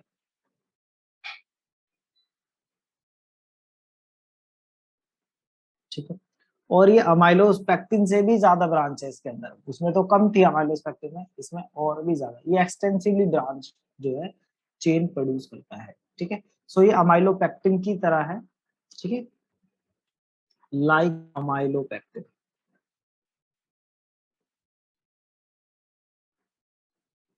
ओके, इसमें भी ग्लूकोज की यूनिट है, वो भी दोनों टाइप के बॉन्ड से एक दूसरे से बाइंड होंगी। कौन कौन से, अल्फा 1,4 एंड दूसरा कौन सा होगा, अल्फा,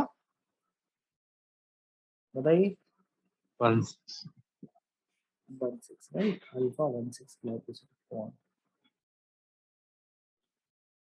तो एक अल्फा 1,4 एक दूसरा अल्फा 1,6। अल्फा 1,4 किसके लिए रिस्पॉन्सिबल है और अल्फा 1,6 किसके लिए रिस्पॉन्सिबल है, अल्फा 1,6 ब्रांच चेन के लिए और ठीक है। तो जहां जहां ब्रांच पॉइंट होंगे वहां पर आपका अल्फा 1,6 होगा, और जहां लीनियर है वहां पर आपका सिंपल होगा alpha 1,4 glycosidic bond. Okay, now simple है, इसमें और ज्यादा कुछ है नहीं, बस ये क्या है, मोर कॉम्पैक्ट है स्टार्च से, क्योंकि यहाँ पे ज्यादा ब्रांचेस है तो आप इसको बोल सकते हैं मोर कॉम्पैक्ट देन स्टार्च। अब ये स्टोर कहाँ पर होता है ग्लाइकोजन, लोकेशन क्या है इसकी, ये हमें मिलता है लीवर में। ठीक है, और लीवर का क्या है, लीवर का 7% वेट वेट जो है वो एक्चुअली स्टार्च है। तो आपने, अभी हम पढ़ेंगे बायोएनर्जेटिक्स वगैरह में, जहाँ पे हम देखेंगे कि ग्लूकोज वगैरह जो है वो कैसे स्टोर है ग्लाइकोजन की फॉर्म में लीवर के अंदर। ठीक है, और इसके अलावा ये आपको मिलेगा स्केलेटल मसल में, क्योंकि जो स्केलेटल मसल्स हैं उन्हें भी एनर्जी की रिक्वायरमेंट होती है, क्योंकि सडनली आपको एकदम से कोई काम करना पड़ सकता है, तो उसके लिए ग्लूकोज जब तक लीवर से मसल्स तक पहुंचेगा तब तक हो सकता है वो काम ना होगा। तो स्केलेटल मसल्स भी क्या करती हैं, स्टोर कर रखती हैं ग्लूकोज को in the form of glycogen, ताकि जैसे ही जरूरत पड़े तुरंत जो है ग्लूकोज की सप्लाई मिल सके एनर्जी प्रोड्यूस कराने के लिए। ठीक है, अब क्या है, क्योंकि यहाँ पर जो ब्रांच पॉइंट है ग्लाइकोजन में, ठीक है, वो क्या है आपके नॉन रिड्यूसिंग शुगर यूनिट है, इसलिए ग्लाइकोजन जो है इसमें क्या है, इसका पास सिर्फ एक सिंगल, ठीक है, only one reducing and.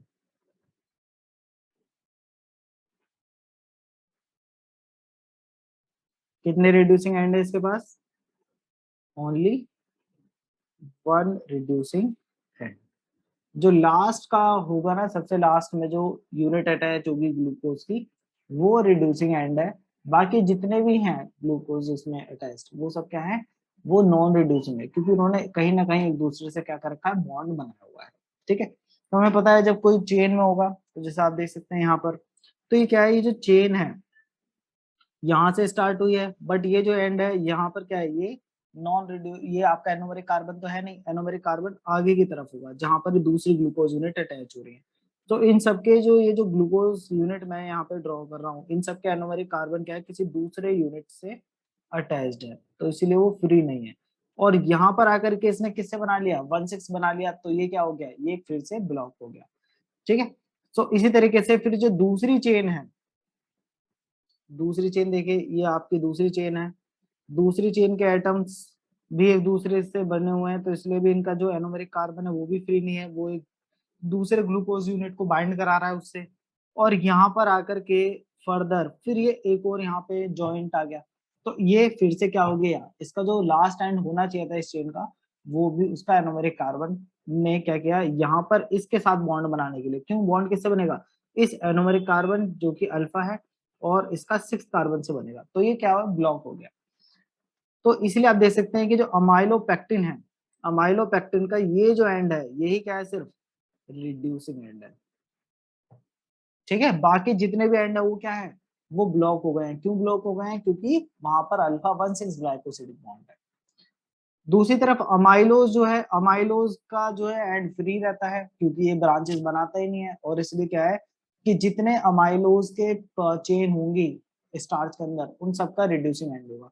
But जो ग्लाइकोजन, या फिर हम बात करें ग्लाइकोजन की, चाहे हम बात करें अमाइलोपेक्टिन की, तो अमाइलोपेक्टिन क्योंकि यहाँ पे ब्रांचेस हैं, तो इनका रिड्यूसिंग एंड एक ही होता है। ठीक है, तो सिमिलरली जो ग्लाइकोजन है इसका भी रिड्यूसिंग एंड सिर्फ एक ही होगा, और बाकी जितने भी एंड्स हैं वो बाकी चेनों के, वो क्या है, क्योंकि वो एक दूसरे से लिंक्ड है, बिकॉज अल्फा 1,6 ग्लाइकोसिडिक बॉन्ड से, तो वो एंड फ्री नहीं है। इसलिए बोला गया कि जो ग्लाइकोजन है उसका सिर्फ एक ही रिड्यूसिंग एंड है, जैसे कि अमाइलोपेक्टिन में हमने पीछे देखा कि इसका सिर्फ ये एक रिड्यूसिंग एंड है, बाकी सभी चेन के रिड्यूसिंग एंड एक दूसरे से ज्वाइन होने के कारण ब्लॉक हो गए। क्लियर हो गया पॉइंट। Yes sir. ठीक है, तो एक रिड्यूसिंग एंड होगा ग्लाइकोजन में, बट नॉन रिड्यूसिंग एंड्स बहुत सारे होंगे। ठीक है, तो नॉन रिड्यूसिंग एंड इसका एक फॉर्मूला भी है कि अगर आपके पास टोटल मान लीजिए n ब्रांचेस हैं, n ब्रांचेस अगर आपके पास हैं, सो n ब्रांचेस में आपके पास n+1 नॉन रिड्यूसिंग एंड है,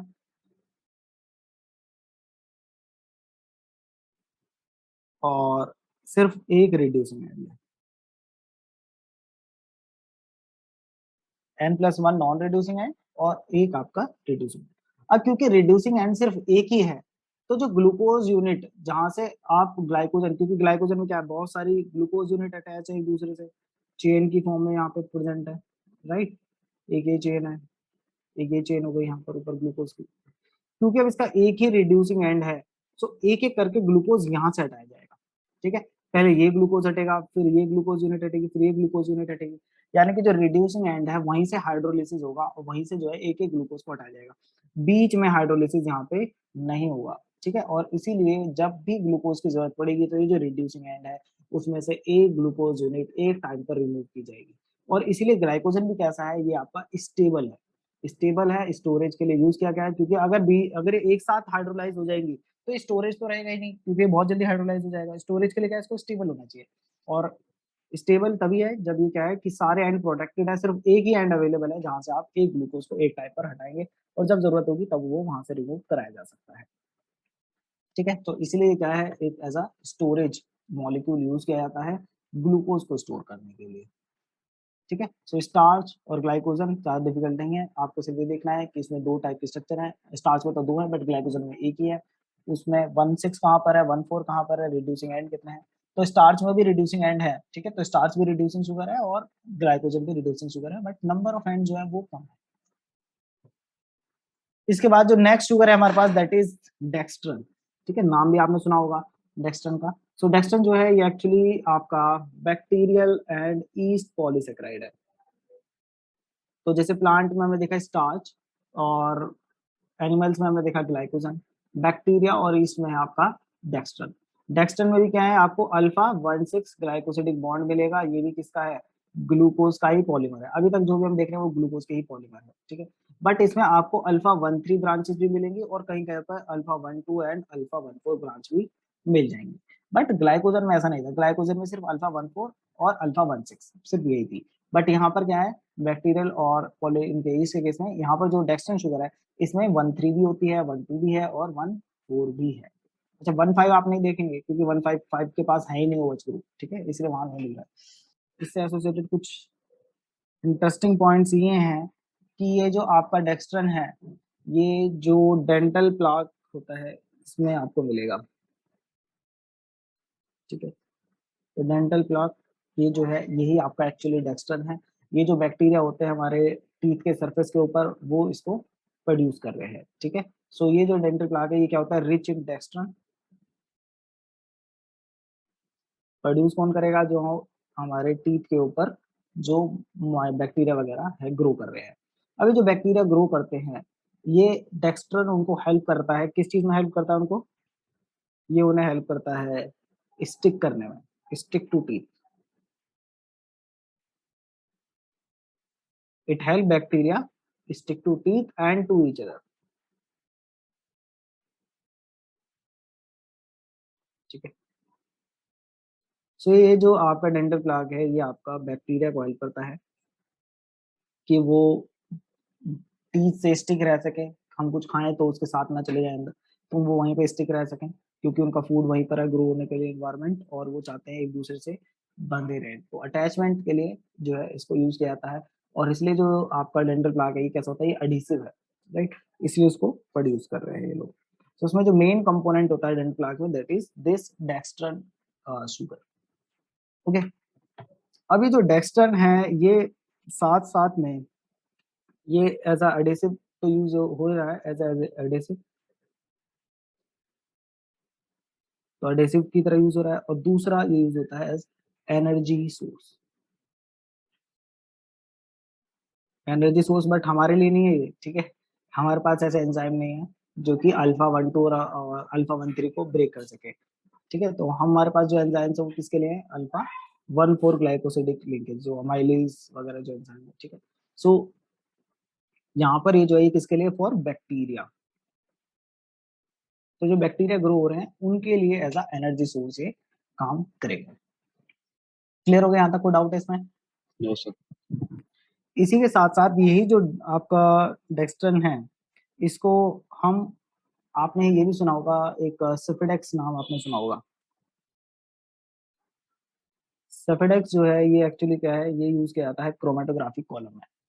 ठीक है। तो जहाँ पर हम प्रोटीन को जो है उसको फ्रैक्शनेट करते हैं, आप कह सकते हैं एक प्रोटीन को दूसरे प्रोटीन से सेपरेट कराते हैं, तो साइज एक्सक्लूजन क्रोमेटोग्राफी। तो साइज के बेसिस पे जो है सेपरेट कराना, that is size exclusion chromatography में जो कॉलम है, उस कॉलम में जो हम जो छोटे छोटे बीड्स होंगे जिनसे पास होकर के सेपरेशन होगा, ये इस तरीके से ग्रेन्स आप बोल सकते हैं, बहुत छोटे छोटे होते हैं, तो यहाँ से जो मॉलिक्यूल डालते हैं तो वो उससे पास होगा, तो ये जो है वो आपका क्या है, सेफेडेक्स है, और सेफेडेक्स एक्चुअली में क्या है, ये सिंथेटिक डेक्स्ट्रन है। ठीक है, तो ये सेफेडेक्स भी एक्चुअली में इसी से ही बना है।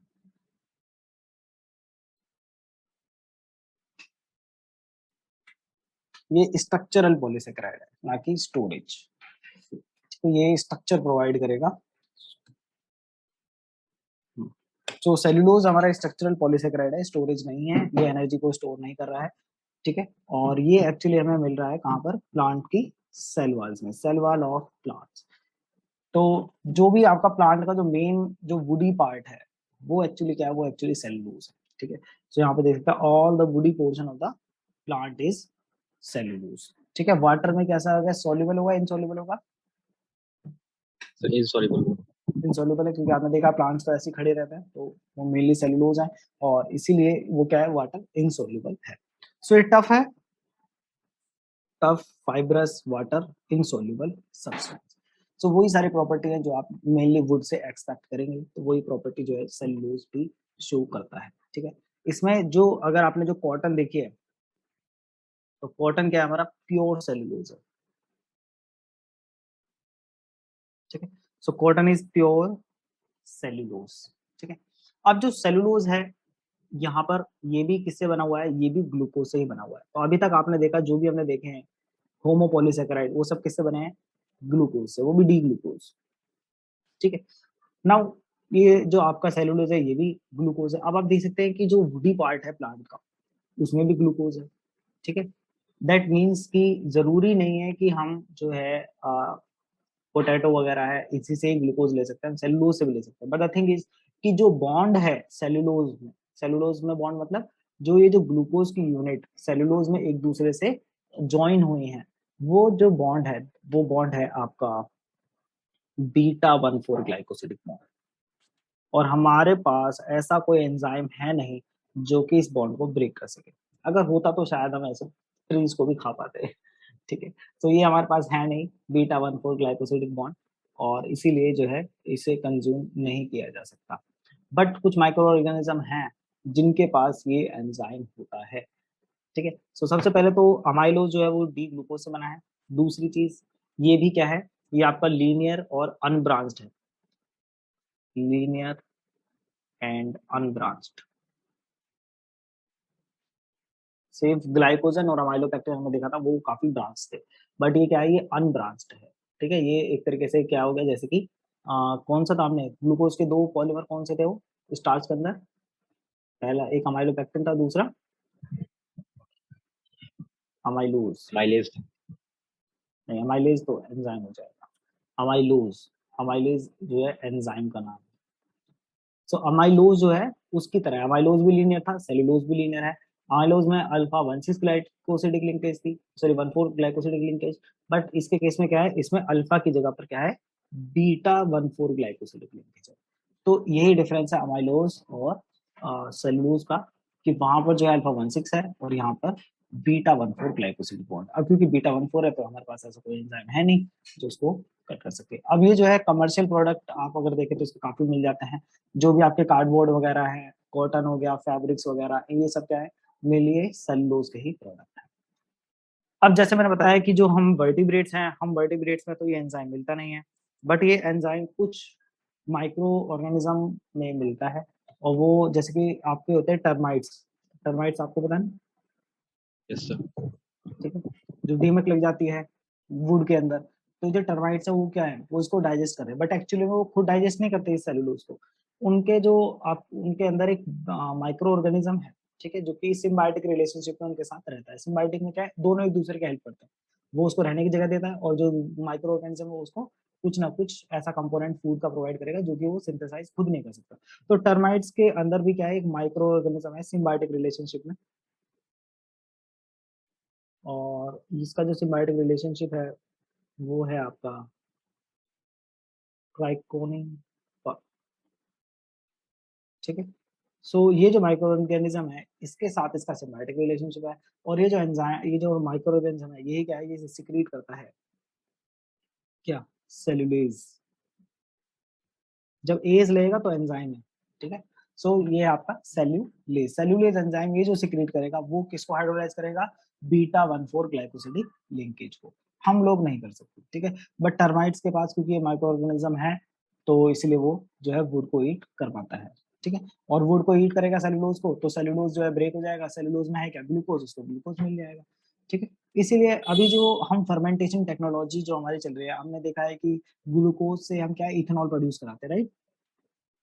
और जो Yes. इथेनॉल है वो क्या है, as a energy source use किया जाता है, एनर्जी सोर्स यानी कि फ्यूल। तो पेट्रोल वगैरह की जगह पर आप इथेनॉल को भी यूज कर सकते हैं, और इथेनॉल जो है काफी ग्रीन सोर्स है एज कम्पेयर टू पेट्रोल। तो अब इथेनॉल को प्रोड्यूस कराना है तो उसके लिए चाहिए होता है ग्लूकोज। अब ग्लूकोज कहाँ से मिले, अब हम उसको पोटैटो वगैरह देने लगेंगे तो हमें नहीं मिल पाएगा कुछ खाने के लिए। सो लेकिन अभी हम जो पढ़ रहे हैं इससे हमें पता चल रहा है कि ग्लूकोज सिर्फ पोटैटो में नहीं है, ग्लूकोज तो इतने बाकी डिफरेंट कंपाउंड्स हो गए, ग्लूकोज सेलुलोज में भी है, और आपको पता है जितने भी ट्रीज हैं सेलुलोज ही हैं। तो मैं मतलब ट्री का जो वुडी पार्ट है या जो डेड ट्री है, या फिर जो आपके कह सकते हैं कि जब प्लांट जो फूड मतलब क्रॉप्स होती है, फूड क्रॉप्स में जो उनकी सीड है बस वही तो हमारे लिए फूड है, बाकी का जो उसका पूरा पोर्शन है वो तो वेस्ट है। तो किसान लोग क्या करते हैं, उसको जला देते हैं, तो उससे कोई बेनिफिट हुआ, कोई बेनिफिट नहीं हुआ। उसमें क्या था, उसमें ग्लूकोज था, यानी कि उसको अगर हम ले करके उसको किसी तरीके से उसमें से ग्लूकोज यूनिट्स को अलग कराया जा सके तो हमें ग्लूकोज मिल जाएगा, और उस ग्लूकोज से हम इथेनॉल प्रोडक्शन करा सकते हैं। तो यही पूरी टेक्नोलॉजी है, इसी के ऊपर वर्क चल रहा है कि एक ऐसा एंजाइम हमें मिल जाए जो कि बहुत ज्यादा एफिशिएंट हो। अभी हमारे पास एंजाइम है बट वो इतने एफिशिएंट नहीं है। उन तो हम ऐसा इंजीनियर बायोटेक्नोलॉजिस्ट का काम क्या है कि ऐसा माइक्रो ऑर्गेनिज्म बनाना जो कितना एफिशिएंट हो, जो कि इस प्रोसेस को बहुत फास्ट रेट पे कर सके। सो इसी पर वर्क चल रहा है। तो यहाँ पर जो है सेलुलोज एंजाइम जो है वो उसको यूज करता है, और उससे क्या है उनको डिफरेंट अलग अलग कर लेगा। ओके, अब वो यही जो एंजाइम है वो सिर्फ ऐसा नहीं है कि सिर्फ किसी टर्माइट्स के पास है, मेनली वर्टिब्रेट्स में तो होता नहीं है, बट कुछ ऐसे हैं जिनके अंदर ये होता है। और इसमें आपके आ जाएंगे कौन, रूमिनेंट्स एनिमल, जिसमें आपके आपको पता है इसमें आपके आ जाएंगे कैटल्स, इसमें आपकी शीप, गोट्स, एक्सेट्रा। सो ये जो एनिमल्स हैं घास खाने वाले, ठीक है। तो ये जो ग्रास खा रहे हैं तो ग्रास में जो इनके अंदर भी क्या है कि ये खुद से ऐसा एंजाइम नहीं प्रोड्यूस करा रहे, ये भी सिम्बायोटिक रिलेशनशिप में किसी माइक्रो ऑर्गेनिज्म को रखते हैं। और मेनली अगर हम बात करें कैटल वगैरह की तो क्या है इनके र्यूमन है। ह्यूमन क्या है आपको पता है, जो कैटल वगैरह होते हैं इनके 4 स्टमक होते हैं, 4 कंपार्टमेंट्स होते हैं उसमें। उसमें जो एक कंपार्टमेंट है फर्स्ट, उसमें क्या है ह्यूमन उसको बोलते हैं, उसमें ये माइक्रो ऑर्गेनिज्म रहता है। तो आपने देखा होगा पहले गाय जो है एक बार खा लेती है उसके बाद उसको दोबारा च्यू करती है, तो फर्स्ट स्टमक में जाता है, फिर एंजाइम उसमें मिलाया जाता है, फिर वो बाहर आएगा, फिर दोबारा च्यू करेगी, फिर उसको दूसरे स्टमक में जाएगा। तो इस तरीके से क्या है कि जो उसका सेलुलोज कंपोनेंट है उसको भी ये क्या कर लेते हैं, इनके पास भी माइक्रो ऑर्गेनिज्म है सिम्बायोटिक रिलेशनशिप में, जो कि सेलुलोज प्रोड्यूस करेगा, और सेलुलोज को ये क्या करेगा, जो ग्रास है ठीक है, वुडी पार्ट नहीं, वुड में वुड क्यों नहीं कर पाते डाइजेस्ट उसका रीजन मैं भी बताऊंगा। बट ये क्या है मेनली जो ग्रास है, ग्रास में भी सेलुलोज है, उसको ये डाइजेस्ट कर पाते हैं, ठीक है। तो इतना इनके लिए एप्लीकेबल है, और उससे ही क्या बनता है कि ये जो आपका ग्रास में जो है सेलुलोज एंजाइम के थ्रू, सेल्यूलोज एंजाइम से इन्होंने इसको डाइजेस्ट कराया, और उसके बाद उसका क्या होगा, फर्मेंटेशन होगा, और फर्मेंटेशन से कुछ ऐसे प्रोडक्ट्स बनेंगे जो कि मिल्क बनाने में यूज करते हैं ये एनिमल्स, ठीक है। सो वहां पर जो उनका रूमेन है वहीं पे फर्मेंटेशन होगा, जिससे एसीटेट, प्रोपियोनेट और बीटा हाइड्रोक्सी ब्यूटाइरेट ये कुछ जो कंपाउंड सब प्रोड्यूस होते हैं, जो कि बाद में जो शुगर है सिर्फ मिल्क है उसमें यूज होंगे, ठीक है।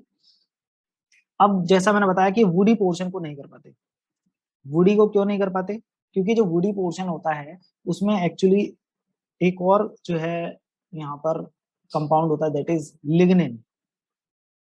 तो प्लांट्स आपने देखा होगा कि उसमें लिग्निन होते हैं, डेड डेड सेल्स होती हैं उसमें लिग्निन काफी होता है। तो स्टेम में भी, स्टेम जो मेन कंपोनेंट है उसको, स्टेम को स्ट्रेंथन जो कर रहा है दैट इज लिग्निन। तो ये जो लिग्निन है ये क्या करता है, ये आपका क्रॉस लिंक कर लेता है किसके साथ, क्रॉस लिंक विद सेल्यूलोज, और इसी से जो है इतनी स्ट्रेंथ मिलती है ट्री को। अब क्योंकि जो लिग्निन है ना ये जो है वो सेल्यूलोज डाइजेस्ट नहीं कर सकता, और क्या क्या है सेल्यूलोज, और ये जो सेल्यूलेज एंजाइम है उसके लिए डिफिकल्ट हो जाता है इस सेल्यूलोज को यूटिलाइज करना, क्योंकि ये लिग्निन से जो है क्रॉस लिंक्ड है, और इसीलिए वुडी पोर्शन में जो आपका सेल्यूलोज है उसको यूज करना इजी नहीं है। तो सबसे पहले उसको डीलिग्निफाइड करना पड़ेगा, लिग्निन को हटाना पड़ेगा, उसके बाद उसमें जो है सेल्यूलोज एक्ट कर पाएगा। तो काफी कॉम्प्लेक्सिटी है और यही चैलेंजेस है हमारे सामने कि किस तरीके से उसे यूज किया जा सके। एक बार हम ऐसी टेक्नोलॉजी, ऐसा एंजाइम हमने बना लिए तो उसके बाद जो है इथेनॉल प्रोडक्शन बहुत अच्छे से हम कर पाएंगे, अभी भी हो रहा है बट और अच्छे से होगा। सो नेक्स्ट इज चिटिन, और चिटिन जैसे कि आप यहाँ पे ये देख सकते हैं जो इंसेक्ट है, ठीक है, और आर्थ्रोपोडास जो है इनके ऊपर क्या होती है, हार्ड कवरिंग होती है इंसेक्ट्स के ऊपर, आपको पता है ना। और ये जो हार्ड कवरिंग है ना इंसेक्ट के ऊपर, ये एक्चुअली में चिटिन है, ठीक है। तो चिटिन ये भी आपका क्या है, ये भी आपका होमोपॉलीसेकेराइड है, और ये भी कैसा है, लीनियर है, ये भी ब्रांच्ड नहीं है, ये भी आपका लीनियर पॉलीसेकेराइड है।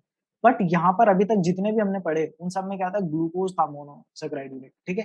बट चिटिन में वो ग्लूकोज नहीं है, यहाँ पर जो आपका यूनिट होती है that is an acetyl glucosamine,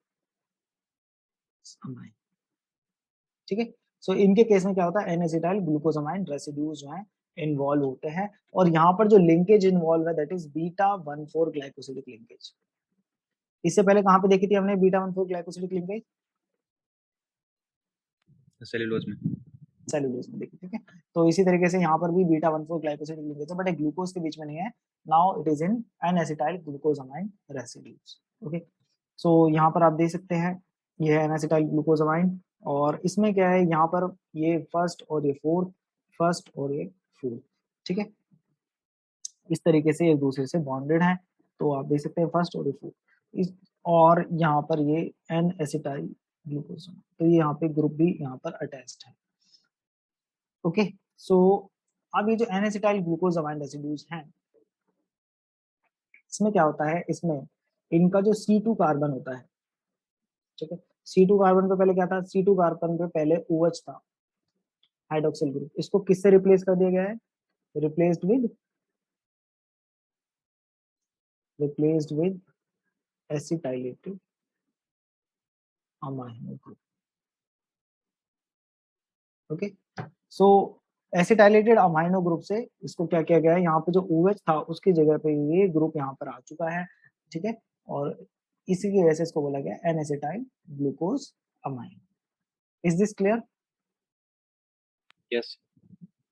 तो सेलुलोज और चिटिन, इन दोनों में बस इतना ही डिफरेंट है कि सेलुलोज में तो सिंपल ग्लूकोज यूनिट होती हैं, और चिटिन में क्या होता है कि जो ग्लूकोज का जो सेकंड कार्बन पे OH ग्रुप है उसको क्या है, एसिटाइलेटेड कर दिया गया है, ठीक है। तो ये जो एसिटाइलेशन है बस यही डिफरेंस है सेलुलोज और चिटिन के बीच में, बाकी सब कुछ इसमें सेम, ठीक है। और जैसा हमने देखा था सेलुलोज के भी कैसा था, सेलुलोज भी हमारा लीनियर फॉर्म में था, ठीक है, लीनियर एंड अनब्रांच, और चिटिन भी हमारा क्या है, लीनियर फॉर्म में ही प्रेजेंट है।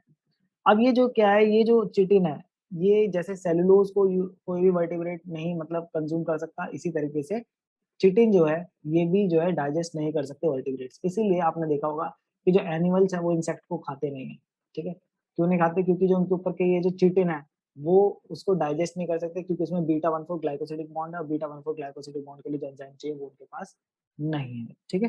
सो इसीलिए जो हार्ड कवरिंग है ये काफी रेजिस्टिव है नेचर में, ठीक है। अब चिटिन जैसे मैंने बताया कि ये जो इंसेक्ट के ऊपर की जो एक्सोस्केलेटन है उनका, इंसेक्ट का, वो उससे बना होता है। आर्थ्रोपोडास जो है इसमें है आपका मेन, और उसके अंदर आपके इंसेक्ट, क्रैब्स वगैरह, लॉबस्टर, जिनके ऊपर भी हार्ड कवरिंग टाइप का होता है ठोस, वो सारे जो है इसके अंदर आ जाएंगे। और ये जो है ये आपका सेकेंड मोस्ट अबंडेंट पॉलीसेकेराइड है। फर्स्ट कौन है, ये सेकंड है, फर्स्ट कौन होगा पॉलीसेकेराइड में, सेल्यूलोज। सेल्यूलोज, क्योंकि आपको पता है ट्रीज हर जगह है, तो सेल्यूलोज जो है फर्स्ट है, और सेकंड इज दिस चिटिन। ठीक है, तो आई थिंक ये भी हमारा हो गया है कंप्लीट। ठीक है, तो ये हमने कवर किए होमो पॉलीसेकेराइड। ठीक है, तो हेट्रोपॉलीसेकेराइड जो है उसको हम बाद में नेक्स्ट लेक्चर में कवर करेंगे। तो इतना क्लियर हुआ, यहाँ पे कोई डाउट है इसमें? No sir.